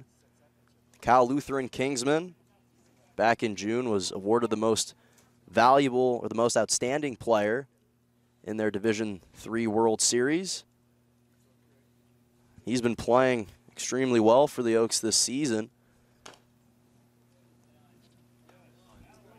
As the 0-2 is tapped back to stay alive. May, the left fielder, was playing at College of the Canyons this past season, but looking to transfer, undecided as of right now. Dayton Provost on deck behind him, and Michael Tillman in the hole. 0-2 from Salud is sliced out of play, and we'll do it again. The last time Salud came into play was actually against the Halos last week.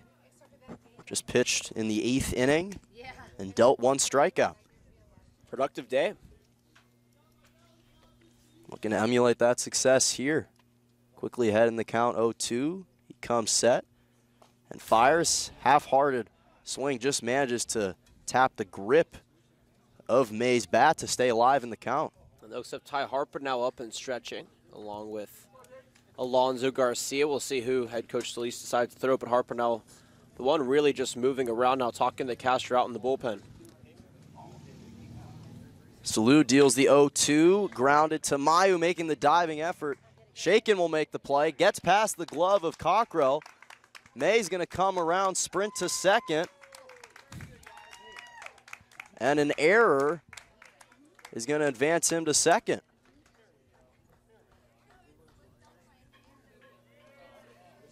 So he got to first on a hit, but advanced to second on what probably will go down as an error from Shakin. And quickly, the Halos have a runner in scoring position. Yeah, Shakin did a very good job backing up Mayo, but drifting to his right, trying to throw across his body, and that ball got away from Cockrell over at first. So that'll be the first error of the day for the Oaks. Perhaps by the Halos scoring, keeping a 1 up there. It was kind of fortuitous that was going to happen. Now it's coming to fruition with 1 error for the Oaks as opposed to 2 for the Halos. May over at second, and Dayton Provost, the big left-handed batter, to step in. First pitch to him, check swing. Appeal to third, says he held back his swing for 1-0. Provost already 1 for 2 on the day with a strikeout, but a stand-up triple in the third. And he's been one of the best hitters in the CCL all season. Salud checks May over at second. Comes set and deals the 1-0. It's tapped back against the screen for 1-1.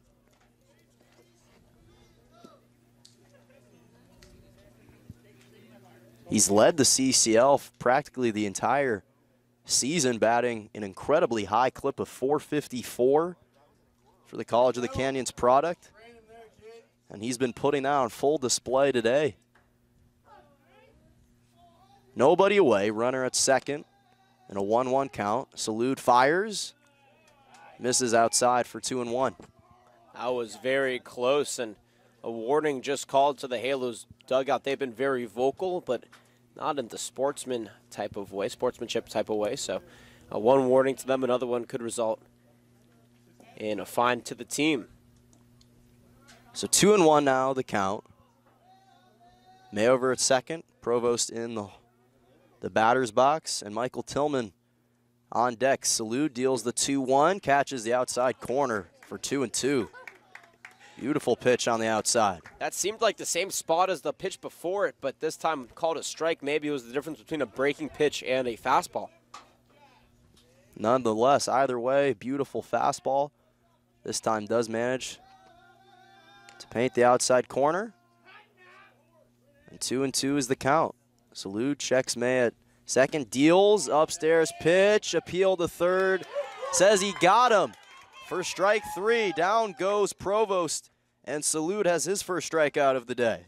And that is the old Rasheed Wallace saying the ball don't lie. Salute didn't get that call in the outside corner earlier in that bat, but follows it up with a pitch that has Provost check swinging for strike 3.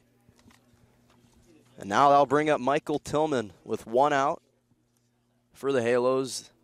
They still trail 3-0, but optimal position here with a runner in scoring position. Tillman's also 1 for 2 with a stand-up triple in the first. As the first pitch runs low and outside for ball 1. Does have a strikeout, so him and Provost kind of interchanging their stats. Provost led off with a strikeout, followed by a triple from Tillman, and the opposite occurred in the third. Salute comes set on the mound.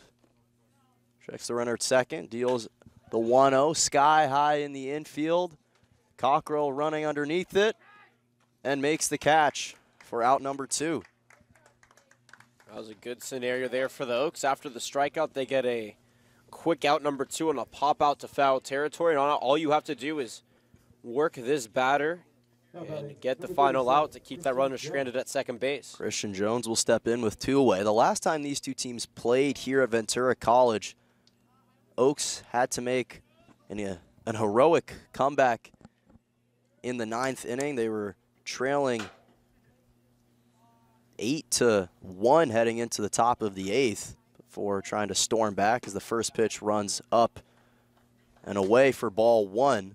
They were able to plate 2 runs in the top of the 8th to close the gap, close the score to 5, and they plated 4 runs in the 9th, left a runner stranded and just came up a little short. Yeah, that was a tough loss, 8-7. 1-0 right down Broadway for strike 1. Beautiful pitch from Salud, who's been dealing after that first base hit that he gave up to lead off the inning. And Christian Jones, the Husky, looking for his first hit of the day. 1-0 to him is swung on and missed for strike 1. Beautiful pitch there from Salud. That fastball really working for him now. He pitches a fastball in the lower part of the 90s. No gun here at Ventura College, but he is one of the faster Oaks pitchers, and when he places that ball well, it is very hard to hit. Salud fires the 1-2, low in the ground for ball 2. I'll even the count at 2-2. May still over at second. Advanced. Well, he led off with a base hit, but then advanced over to second on an error, the first error for the Oaks. But he's been stranded there ever since. Salud looking to end the inning. 2-2, just misses the outside to bring the count full of 3-2. Oh, that was, I guess, an inconsistency, Jonah, because now 2 of the 3 times this inning that ball has been called a ball as opposed to a strike.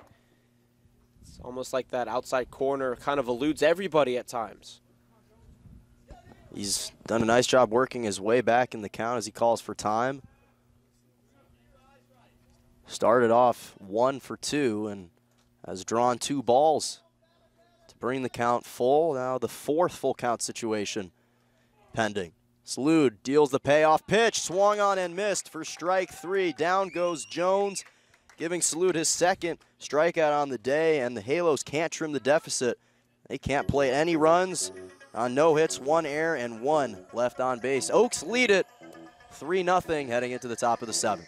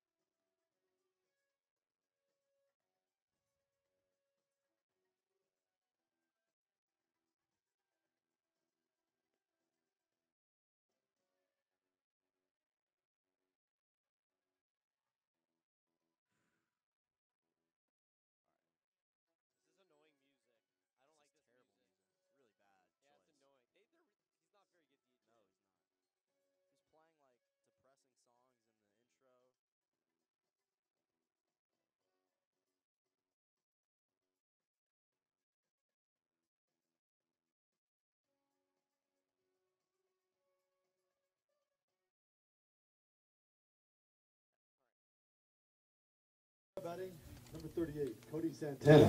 So, kid. Welcome back, everybody, to Ventura College. I'm Jonah Malkin for the 7th, 8th, and 9th innings. My broadcasting partner, Jonathan Rifkin. Thank you, Jonah. Phenomenal job as always. Oaks up 3-0 here, top of the 7th. And guess who's back out there? Dylan Francis for his 7th inning of work, getting some extra time here to showcase his skills. He hasn't pitched a bad game at all. Though 3 runs are up on the board, he's only given up 1 earned. As the first pitch to Cody Santana is fired in at the knees on the outside corner for strike number 1. Santana's 0 for 2 on the day with a run scored. He reached on a fielder's choice, advanced to second on an error back in the 2nd inning, and grounded out to 3rd back in the 4th. Francis takes a sign and deals, though, 1. That one runs outside for ball 1. 3 runs, 3 hits, an error for the Oaks. No runs, 2 hits, 2 errors for the Halos. And a big game for the Oaks, currently tied in the CCL Central for 2nd with the San Luis Obispo Blues. The Oaks will be playing them on Thursday up in San Luis Obispo. Still 2 more games in San Luis Obispo for the Oaks. The 1-1 skied into shallow left field. Aguilar running back on it, but he'll make way for May out of left field to make the catch for out number 1. And Jonah, I think we need to commend each and every fan that showed out to today's game, because today is an unofficial holiday. It is the season premiere of Game of Thrones. And the fact that people decide to come out and watch a baseball game instead of wait it out and watch Game of Thrones, to me, is very admirable. You certainly have to give them some credit. I, for one, will definitely watch the show when I return home as quickly as I can. Much anticipated 7th season. Gonzalez steps in and takes the first pitch low and inside for ball 1. He's 0 for 1 on the day with a walk and a flyout. So, yeah, if you're watching today's game in anticipation of Game of Thrones, we appreciate you sticking with us. Just know that Jonah and I are in the same boat as you. What will happen to Jon Snow? I don't know. A 1-0 crack towards the dugout. Not leaving the count, 1 ball, 1 strike. Well, I think it's important to highlight that the families are prioritizing their kids and their baseball careers as opposed to I feel watching a fictional television show. It's takes priority over a lot of things, though, in my life. That's probably not a good thing, but whatever. 1-1 in from Francis. Slapped high into shallow infield. Provost and Duarte calling for it, and Duarte calls off Provost at the last second to make the catch for out number 2. That's actually kind of a dangerous situation where you got 4 or 5 guys converging on the ball, and they're each saying, no, I got it, no, I got it. Fortunately, though, Duarte able to call everybody off in time to make that catch. Bottom of the 9th now, bottom of the order in the 9th spot for the Oaks, that is. Sam Shaken. He's 2 for 2 on the day with a single, advances second on an error, and an RBI double under his belt. Oaks up 3-0 here as Francis deals the first pitch. Slapped back towards the dugout of the Halos for strike number 1. Oaks have an off day tomorrow before they're home for the only time during the week against the SoCal Catch. 5 o'clock game. Then the Oaks will head to La Mirada and Biola University to take on the Catch on Thursday, or on Wednesday, I should say. San Luis Obispo on Thursday at Sinsheimer, 0-1. Cut back for strike number 2. In Santa Barbara at Pershing Park on Friday. Saturday, they'll be on the road in Pasadena at Jackie Robinson Memorial Field to take on the Saints. Sunday, the Oaks will be back home to take on the Ventura County Pirates, and the Oaks have their game pushed up to Monday against the Foresters in Santa Barbara before they cap off the season on Wednesday against the Blues in San Luis Obispo. The 0-2 to Shaken. Runs just a little bit too far inside for ball 1. And that's where you were talking about, Johnny, with a little bit of the inconsistency from the home umpire. A couple of those balls, at least for left-handed batters when they're thrown, it seems like it might have clipped the outside corner, but for Shaken's case, I thought it might have clipped the inside. Nonetheless, Shaken in once again, 1-2 from Francis. Sky towards right field, running back on it is Tillman, and he will make the catch and hit the wall for out number 3. The Oaks are retired in order for the 2nd straight inning. No runs, no hits, no errors. Nobody left on base. We're through 6.5 here from Ventura College. That means the 7th inning stretch. Grab an ice cold beverage and some sort of food of your choosing. Something good, I hope. And enjoy the rest of Oaks baseball. Oaks up 3-0 as we hit the break.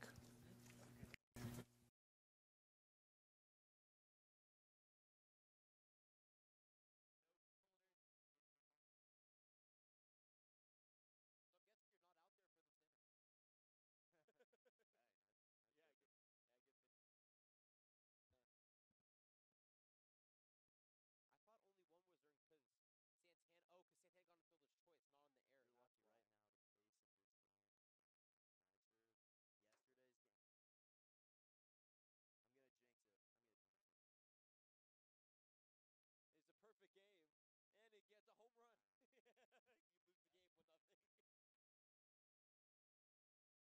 What? I said Harper now instead of Ty Harper now. Never said what? That argument's just so I know what.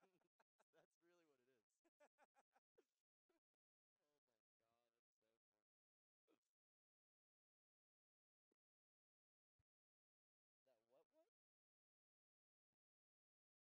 That'd be cool. No, it's Game of Thrones Day, man. I don't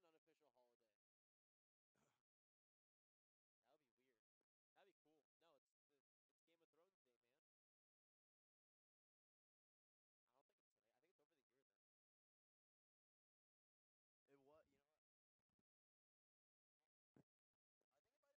40 years ago, ML, intentional talk for MLB. With Kevin. Kevin Millar from he loves the Red Sox.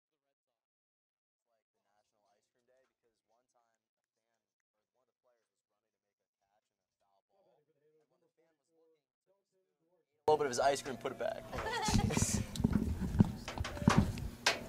Bottom of the 7th, Jonah Malkin, Jonathan Rifkin, Oaks Baseball. Delighted to be with you on a nice afternoon here from Ventura College. Dalton Duarte kicks things off, taking a ball away for ball 1. And that's actually Christian Jones, my mistake, leading off. No, it is Dalton Duarte. So I was right. Regardless, Ty Harper now is the new pitcher taking over from Miguel Salud. 1 inning, 1 hit, 1 strikeout under his belt. The 1-0 becomes 1-1 with a strike.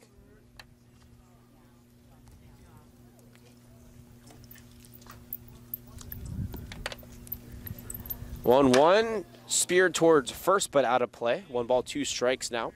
Duarte on the day, 0 for 2 with a pair of strikeouts, and with 1 more strike, he would receive the trifecta if Harpenau can push one over. 3 runs, 3 hits, an error for the Oaks. No runs, 2 hits, and 2 errors for the Halos. The Halos' closest scoring opportunity was back in the first inning, as a broken bat is right into the glove of Weinstein for out number 1.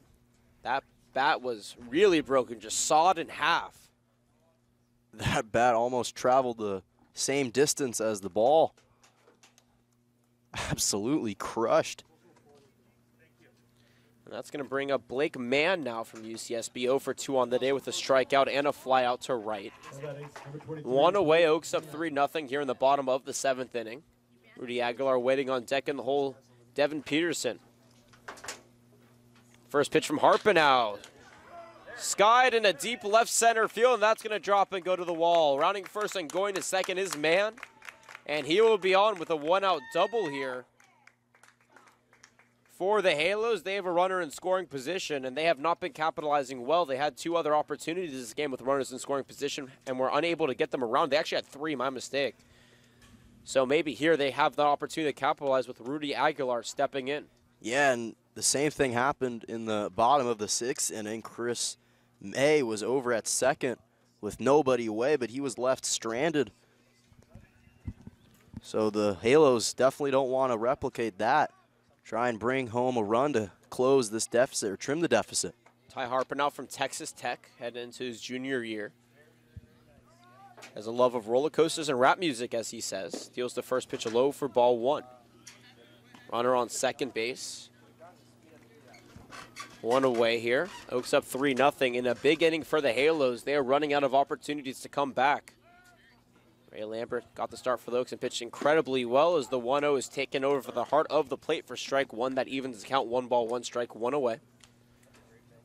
As the sun begins to further set behind us, right on the coast, only about a couple miles inland from the Pacific Ocean. 1-1. Fouled back, and we'll do it again. 1 ball, 2 strikes. Lay of the land for you here for the Oaks. Out and right is Milo Beam, in center DJ Miller, in left Brandon Lewis. Cockrell at first, Weinstein at second, Shaken at short, Mayu at third behind the dish, Juan Gonzalez and Harpenau, the 4th Oaks pitcher on the day, on the rubber. They have Robbie Dell and Joe Torres also stretching in the dugout. Harper now deals the 1-2, slapped up the middle, and that's going to drop for a base hit. Rounding third and coming home is Mann. And the Halos plate their first run here in the bottom of the 7th inning on a 1-out RBI single by Rudy Aguilar. Nice hit from Aguilar. It's only a matter of time before another ball was going to drop. And the Halos trying to trim this deficit, doing a nice job here in the bottom of the 7th. 1 run, 4 hits, 2 errors for the Halos, 3 runs, 3 hits, and an error for the Oaks. And this is when Robbie Medell will really start to warm up a little bit as a pinch hitter comes in.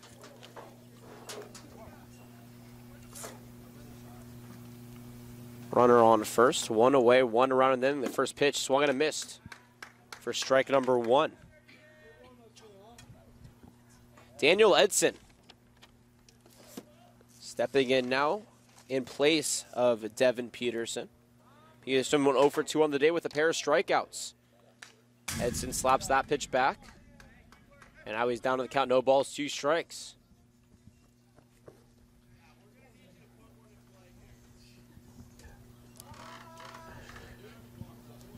The Halos dugout being very vocal, just trying to will Edson on and try to extend this game. The 0-2 taken a little bit inside for ball 1.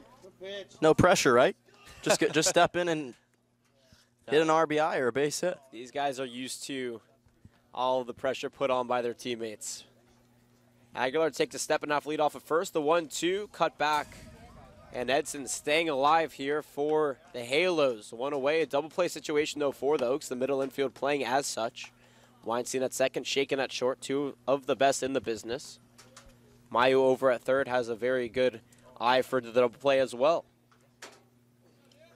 Edson digs back in. Harper now deals the 1-2. Fouled back out of play, and Edson doing a good job fighting off pitches and staying alive. And that pitch before the prior pitch was a nasty curveball that Edson was just able to foul back.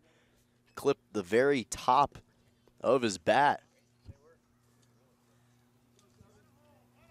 Harper now takes the sign from Gonzalez, toes the rubber. Doesn't even check the runner as he deals the 1-2. Cut on and missed. 4 strike 3, and Edson takes a bit of a spill as he strides back towards the Halos dugout. A little Cirque du Soleil strikeout. That puts 2 outs up on the board. Beautiful pitch once again from Harper. Now started above the belt and then dropped below the knees to catch Edson swinging and ultimately falling over with the momentum carrying him sideways. Now a pinch hitter coming in place of Charles Steele, Joey Mendez from Fresno State. Head into his he was actually a redshirt freshman, so he'll be headed into his sophomore year of age, but freshman season for Fresno. And head coach Solis is going to stride out to the mound for the Oaks and have a conversation with Harpenow. He did not make a sign to the bullpen, so I do not think that Harpenow will come out, but the Oaks have a couple of pitchers warming up. And this is a big spot for the Oaks right now. They're now clinging to a 2-run lead. Halos have another runner over at first. They've already plated 1 run. If they could bring another one, that would really put the pressure back and shift it onto the Oaks. Duarte led off the inning popping out. Blake Mann doubled. Rudy Aguilar singled him in, and Edson struck out. That's to where we've gotten to where we are thus far in the inning. Oaks up 3-1 here in the bottom of the 7th. Mendez digging in. Charles Steele went 0 for 2 with 2 strikeouts under his belt. Mendez now looking to take over and provide an offensive spark off the bench. Harper now deals the first pitch, a curveball taken for ball 1. Travis Craven and Robin Medell both warming up in the Oaks bullpen.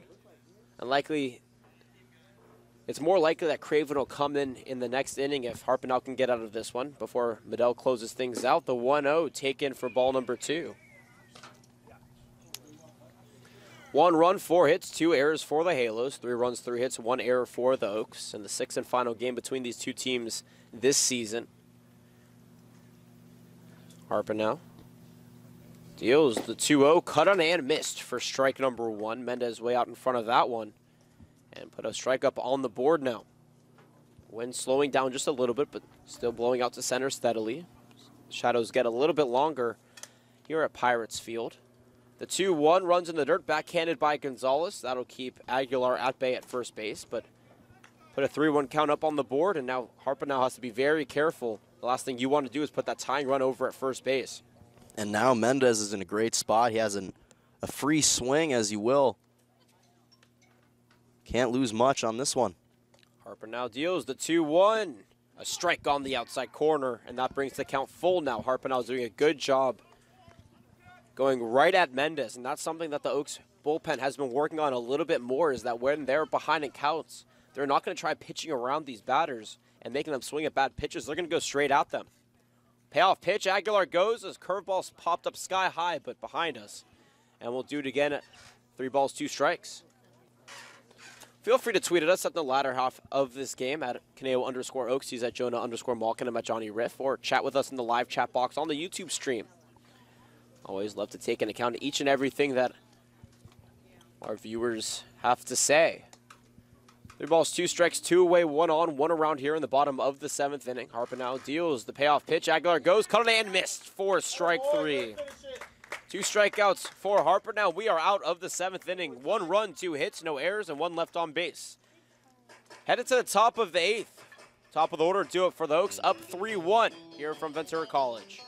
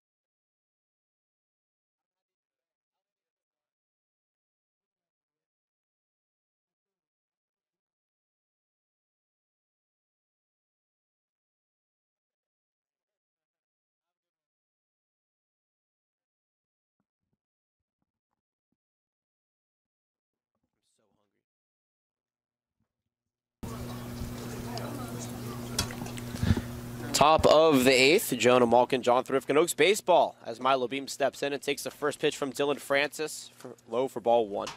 Oaks up 3-1 here as Beam 0 for 3 on the day. Actually 0 for 2, I should say. He had a sacrifice back in the 5th. Digs in. Francis back on the mound, deals for a strike on the outside corner, 1-1 the count. This is the longest that we have seen a Halos pitcher go against the Oaks. Now, this is not the longest pitcher outing that we have seen for a pitcher in this season is the 1-1 runs low. If you remember back in the first game the Oaks played the Blues in San Luis Obispo, Lardner pitched in all 9 innings and shut out the Oaks 3-0. Francis takes a breath. Beam digs back in, the 2-1. Slapped out of play, and that'll even the count 2 balls and 2 strikes. Beam from Purdue. Shout out to his mom Nellie and his dad David. Avid Oaks supporters, and we definitely appreciate their viewership. Milo, one of the more productive, speedy Oaks lefties. Digs back in, the 2-2. Waved at and missed for strike 3. Beam is down on strikeouts to lead things off here. In the 8th inning, that is the 7th strikeout on the day for Francis. And there's 1 away. Max Weinstein now will step in 0 for 3, 2 groundouts and a strikeout. Sporting the purple Cal Lutheran Kingsman helmet. Oaks up 3-1. They're looking to damage control the rest of this game, but they've been retired now 7 straight. Francis deals the first pitch up and in for ball 1.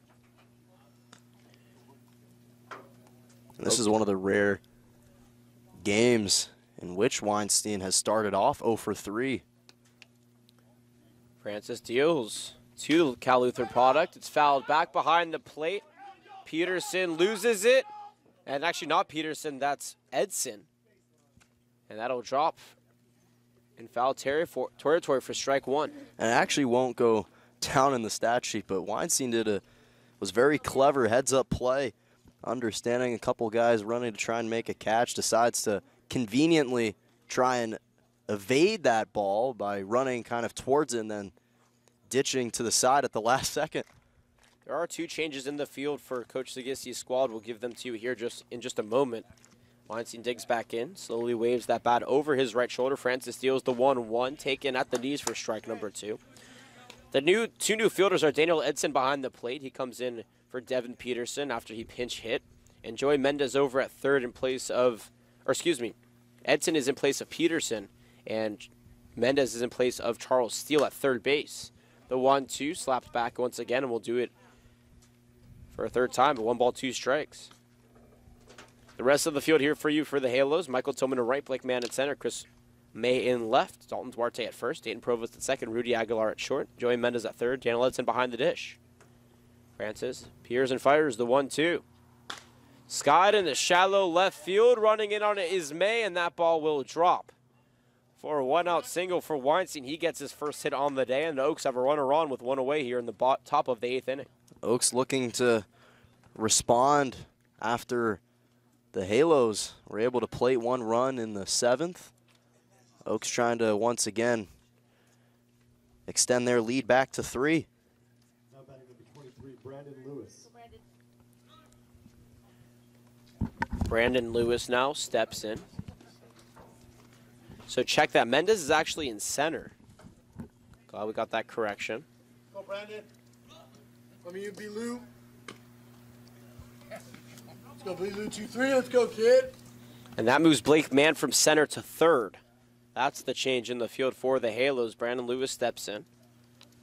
Francis deals. Skied into deep center field. Running back on it is Mendez, and that ball is going to drop at the wall up the hill. Rounding third and coming home is Weinstein. Lewis will hold up at second, and that's an RBI double. For Brandon Lewis, the Oaks take a 4-1 lead here in the top of the 8th inning. There just must be something about this field that brings the best out of Brandon Lewis. Already has an incredible home run, now delivering a clutch RBI double in the top of the 8th, and the Oaks now up ahead by 3 runs.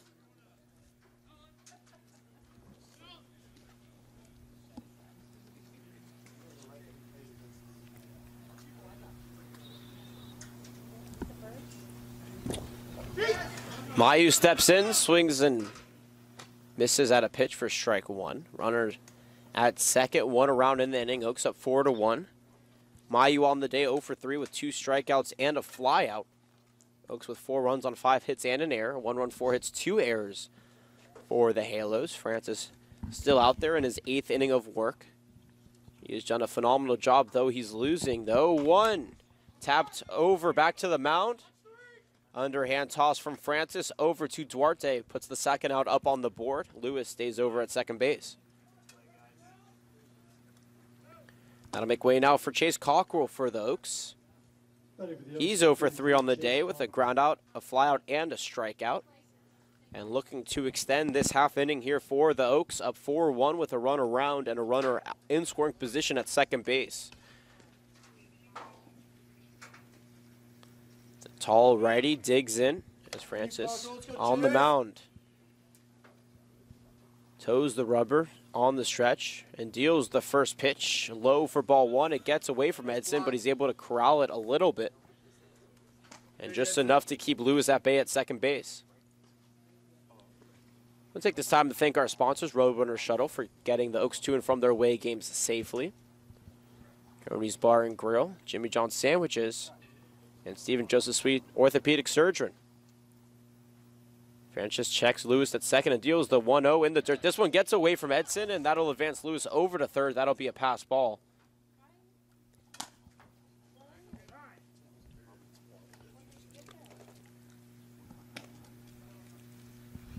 Oaks have a runner 90 feet away from scoring. And a 2-0 count to Cockrell. DJ Miller waiting on deck.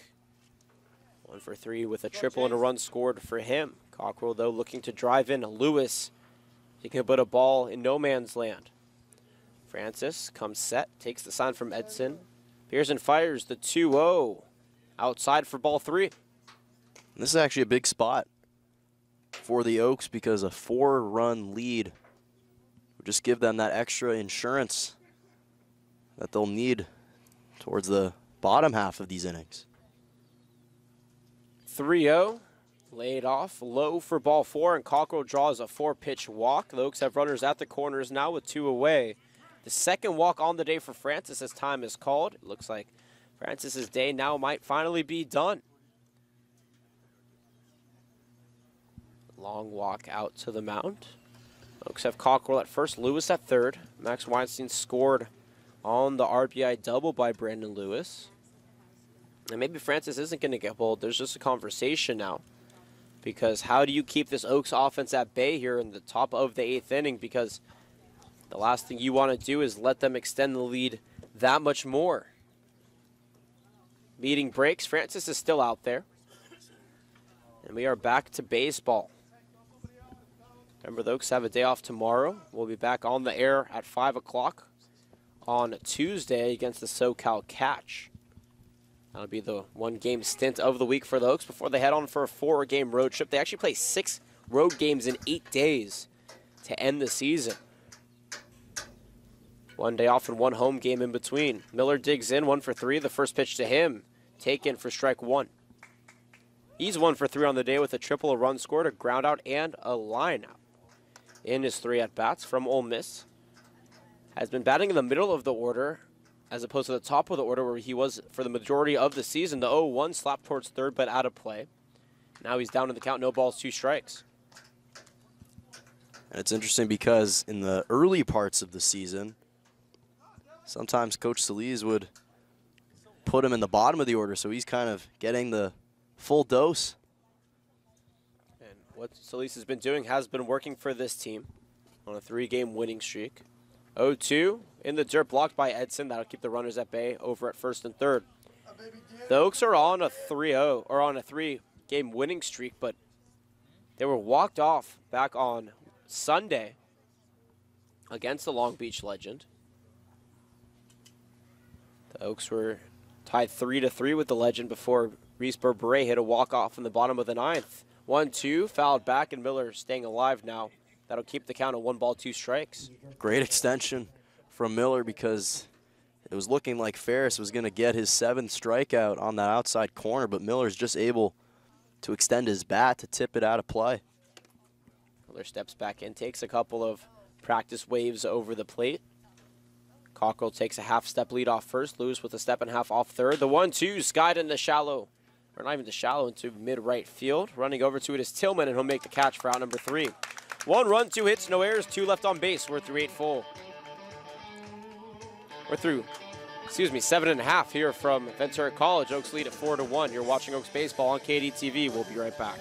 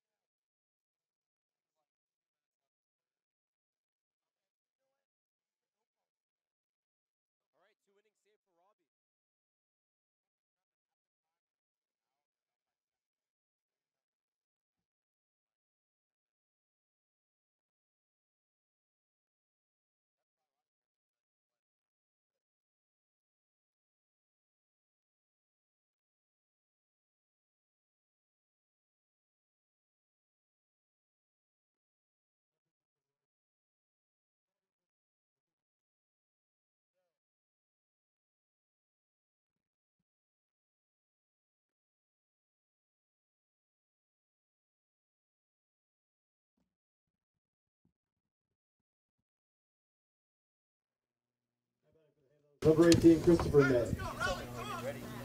Christopher May leads things off here at the top of the order for the Halos. And the Oaks superstar closer Robbie Medell will dig in 9 for 9 in saves on the season. And he is going to look to get his 10th right here. Christopher May 0 for 3 on the day. 2 groundouts and he reached on error back in the 6th inning. Medell takes a breath and fires the first pitch for ball 1. From the University of Arizona, headed to his senior year. And in his second year with the Oaks as their star closer, made the All-Star team this past year, back on Wednesday. 1-0 from Medell, runs up for ball 1, or for ball 2, I should say, 2-0 the count.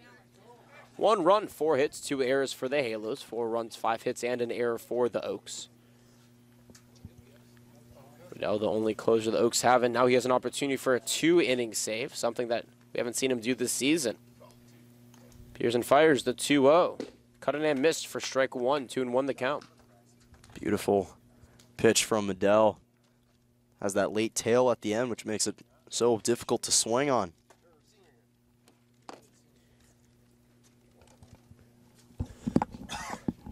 Two and one from Medell is slapped towards third. 1 hop into Mayu's glove. He'll make the play over to Cockrell at first for out number 1. Mayu just so reliable anywhere you put him in the infield. Primarily, he's been utilized in short, but has made a couple appearances in third, and proving why Coach Chaliz just loves having him anywhere in the infield. Now batting number 16, Dayton Provost. Dayton Provost now in the number 2 spot. Will step in. 1 for 2 on the day with a triple and 2 strikeouts. Medell will look to keep that at bay. Gonzalez gives him the sign behind the dish and deals the 0-0 for strike 1. Late call from the home plate umpire, but it goes Medell's way. Give you the lay of the land here for the Oaks in just a moment. I'll reiterate the schedule change as well because I know we've been getting a number of tweets regarding what the schedule change is for those who missed it. Medell comes set and deals the 0-1. Up and away for ball 1. 1-1 the count with 1 away. Oaks up 4-1 here. Bottom of the 8th. The Oaks game on July 25th in Santa Barbara got moved back to Monday, July 24th because the Santa Barbara Foresters have to head to Wichita, which means that they will likely forego the CCL playoffs. That means the second place team in the CCL Central will get that automatic bid. The 1-1 skied out of play. 1-2 the count. Right now the Oaks and the San Luis Obispo Blues are tied in the CCL Central at 14 and 11 apiece. Those two teams have 2 more opportunities to play each other on Thursday this week. And on Wednesday, July 26th, the last game of the season. Playoffs start in MLB Urban Youth Academy on the 28th of July. They run to the 30th. No, comes set and deals the 1-2. Crack towards third, under the glove of Mayu. Shaken backs him up. The throw will not be in time. And Provost gets over to first base. And they'll give him a hit. I believe they will. So some helpful home scoring here for Provost as he is given an infield single.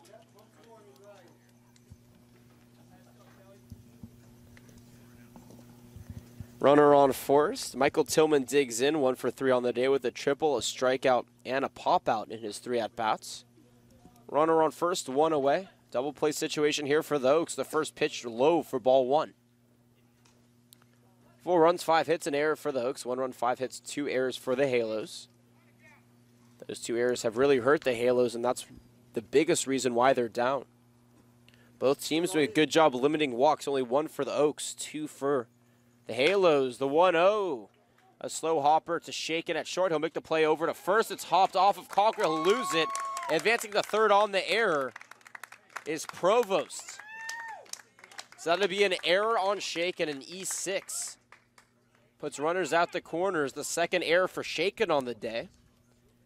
And just like that, the tying run comes to the plate in the form of Christian Jones. And it's an interesting decision from Shaken to make the play at first. The Oaks were in double play formation. It seemed like, at least from our vantage point, like he might have had time to make a play to second, but opted to make the safe throw over to first, and instead it just got past the glove of Cockrell. Slow rollers over to short are a toss-up, and I think Shaken made the right decision. I just don't think he executed it correctly, unfortunately, which led to the error.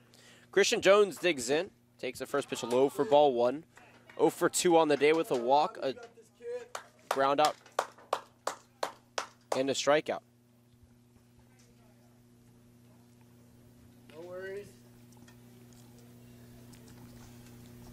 1 away, runners at the corners. 0-1 from Medell, skied into foul territory towards third. Mayu's going to run it out, though, and that's going to drop out of play for strike number 2. Chris May led off the 8th with a ground out. Provost singled, and Tillman reached on an error. 0-2 the count to Jones.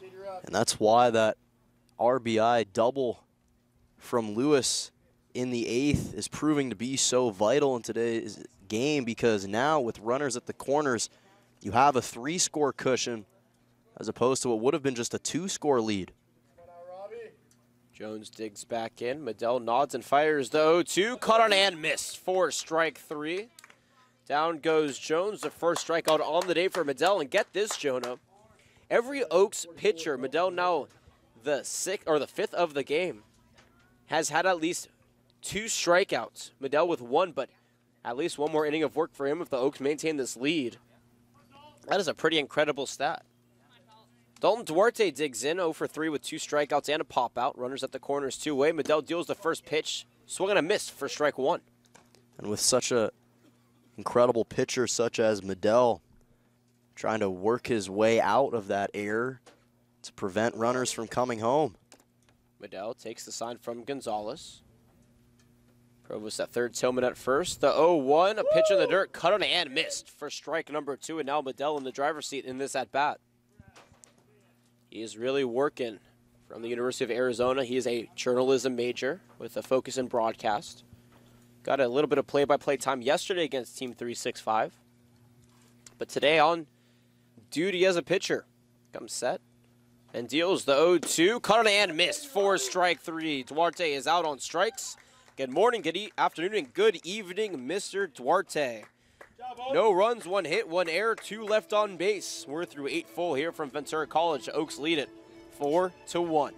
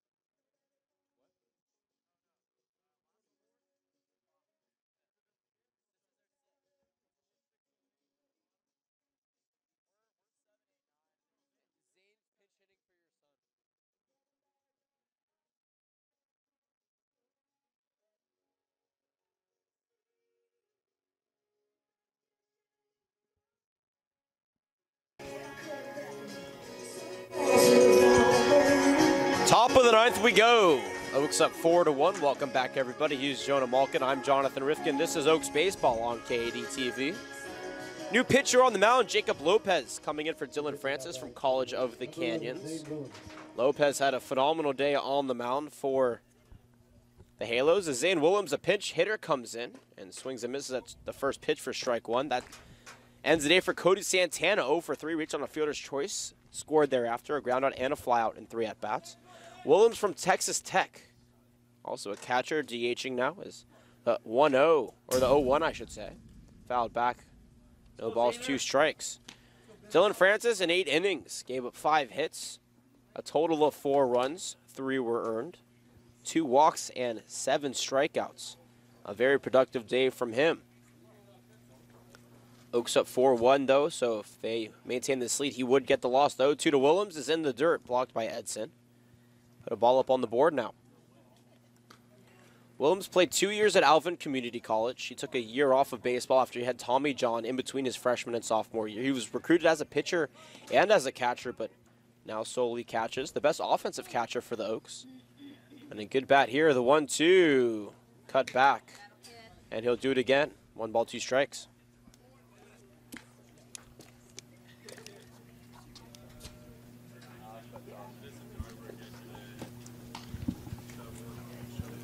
Hitting on deck is Willems' other counterpart at catching. Juan Gonzalez in the hole. Sam Shakin, 7-8-9 hitters. 1-2, runs low and inside for ball 2. 2-2 the count. Let's go, Zane. Zane deemed by his teammates as Billy Bob. Digging back in. The sun really going down behind us now. We have yet to play a game that has been called due to darkness, but this is going to cut it close. Our 2nd hour and 25th minute of play. The 2-2 skied into shallow center field where Mendez will glove it for out number 1. Let's go, Juan.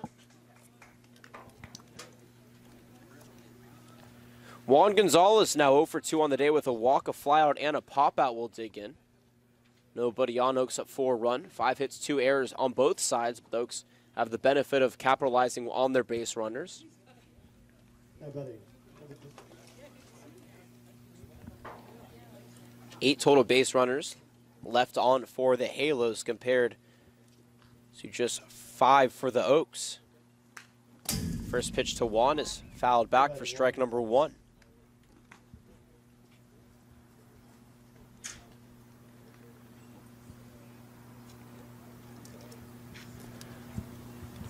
Lone 1-2 Gonzalez, as I mentioned earlier, drafted in 2013 by the Cleveland Indians in the 27th round. 0-1 taken lone away for ball 1. 1-1 the count.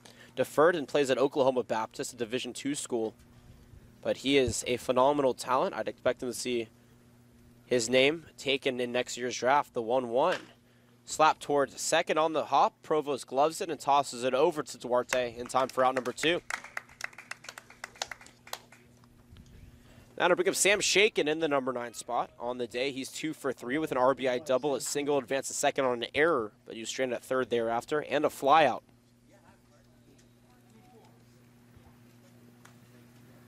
Two away here as we are in the top of the 9th. Oaks up by 3, so we head to the bottom, but Dell will try to close things out and get his 10th save of the season. Unless Shakin hits a home run here, then it wouldn't be a closing situation at all.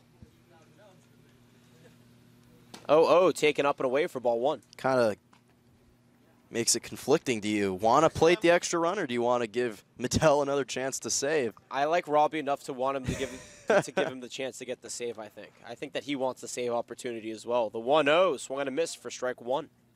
1 ball, 1 strike to Shakin. I'm sure he'd like the opportunity to get a chance at a save, but I'm sure they wouldn't be too upset with a solo home run either. Or even a base hit. The Oaks have had a habit of getting runs around on 2 outs. The 1-1 swung and a miss for strike number 2, and Lopez is now dealing very nicely here to Shakin. He's keeping a lot of his fastballs low and on the outside. Great placement and location. Takes a breath, toes the rubber. Takes the sign from Edson. Is on the stretch now, appears and fires the 1-2, and that runs up and in to Shakin for ball number 2.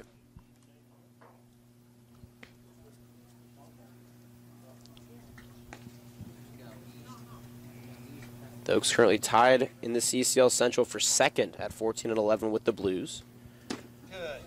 2-2, cut on hand, missed for strike 3, and we'll have to leave it there. No runs, no hits, no errors, nobody left on base. We're through 8.5 here, the bottom of the 9th, and the final opportunity for the Halos to try to get something going. Down 4-1. 6, 7, 8 hitters due up. You're watching Oaks Baseball on KDTV. We'll be right back.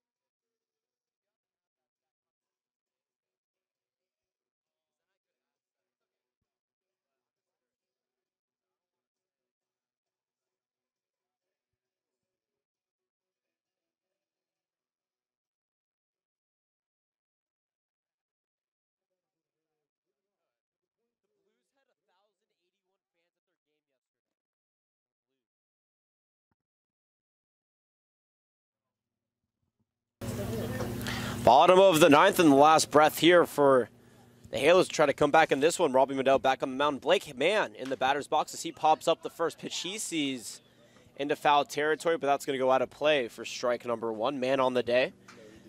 1 for 3 with a double, a run scored, a strikeout, and a flyout. Oaks up 4-1 here as Medell trying to close things out in his second inning of work. Gave up a hit in the 8th, but the Halos are 1 for 7 with runners in scoring position on the game. Medell toes the rubber, takes the sign from Gonzalez. Pearson fires the 0-1 outside for ball 1. That evens the count now. Like I mentioned before we had to hit the break, the Oaks and the Blues are tied at 14 and 11 apiece in the middle of the CCL Central, and that's a big stat because if the Foresters forego the CCL playoffs, the next team in the CCL Central will get the bid. 1-1 taken for strike number 2. So the Oaks and the Blues are fighting for that second spot in case that does happen. The Blues and the MLB Urban Youth Academy Barons currently in the final of a 3-game series up at St. Scheimer.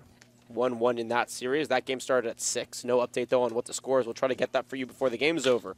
1-2, popped up into right center field. Running over to it is Miller and Beam will make the catch for out number 1.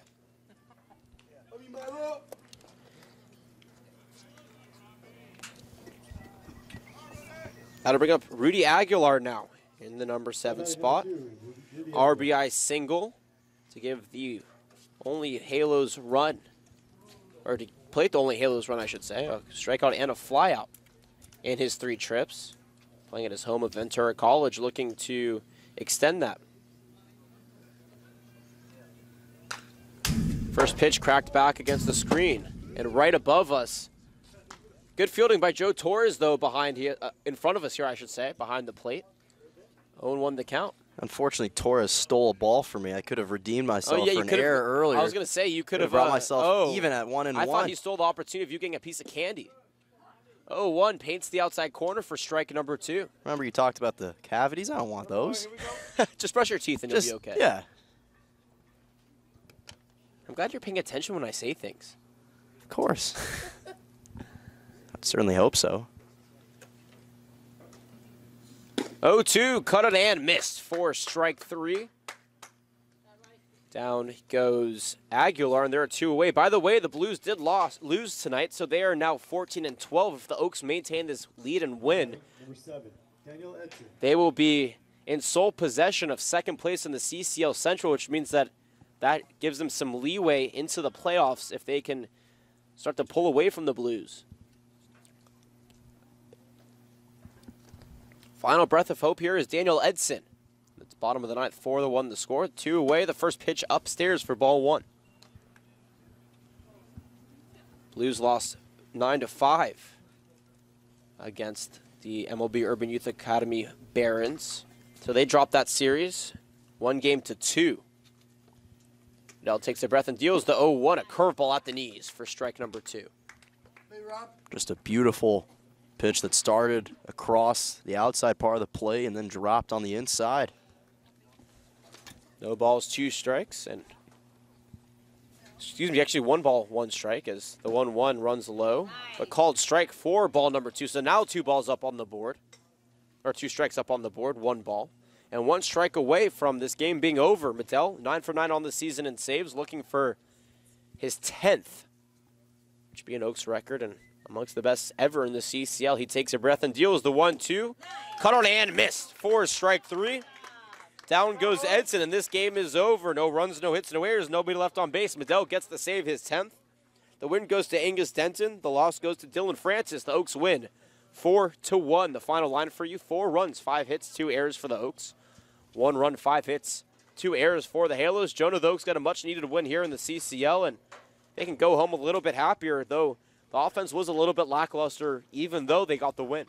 Yeah, and especially just the fact that the last time they played here, they got off to such a slow start. So the fact that they were able to bounce back nicely in a much needed victory for them. The Oaks are coming off 3 games against interleague play. So now you're back to CCL competition and you don't miss a beat And they're hitting all cylinders right now, riding a 4-game winning streak. The Oaks are clicking right now. Total game time, 2 hours and 35 minutes. We're going to cut off the broadcast on YouTube. Head over to Twitter for our Oaks postgame show. Jonah will be interviewing Oaks starter Ray Lambert. 4 innings, 2 hits, no runs, 1 walk, and 7 strikeouts. For everybody who made this broadcast possible, head coach David Solis, the Santana family for their support, our statistician Keith Schneider, my broadcasting partner Jonah Malkin. My name is Jonathan Rifkin, signing off and wishing to you a very pleasant rest of your Sunday. Join us on Tuesday when the Oaks and the SoCal Catch are back at Cal Lutheran at 5 o'clock. Until then, we'll see you on Tuesday. Once again, the Oaks win 4-1. My name is Jonathan Rifkin, signing off, wishing you a wonderful rest of your Sunday evening.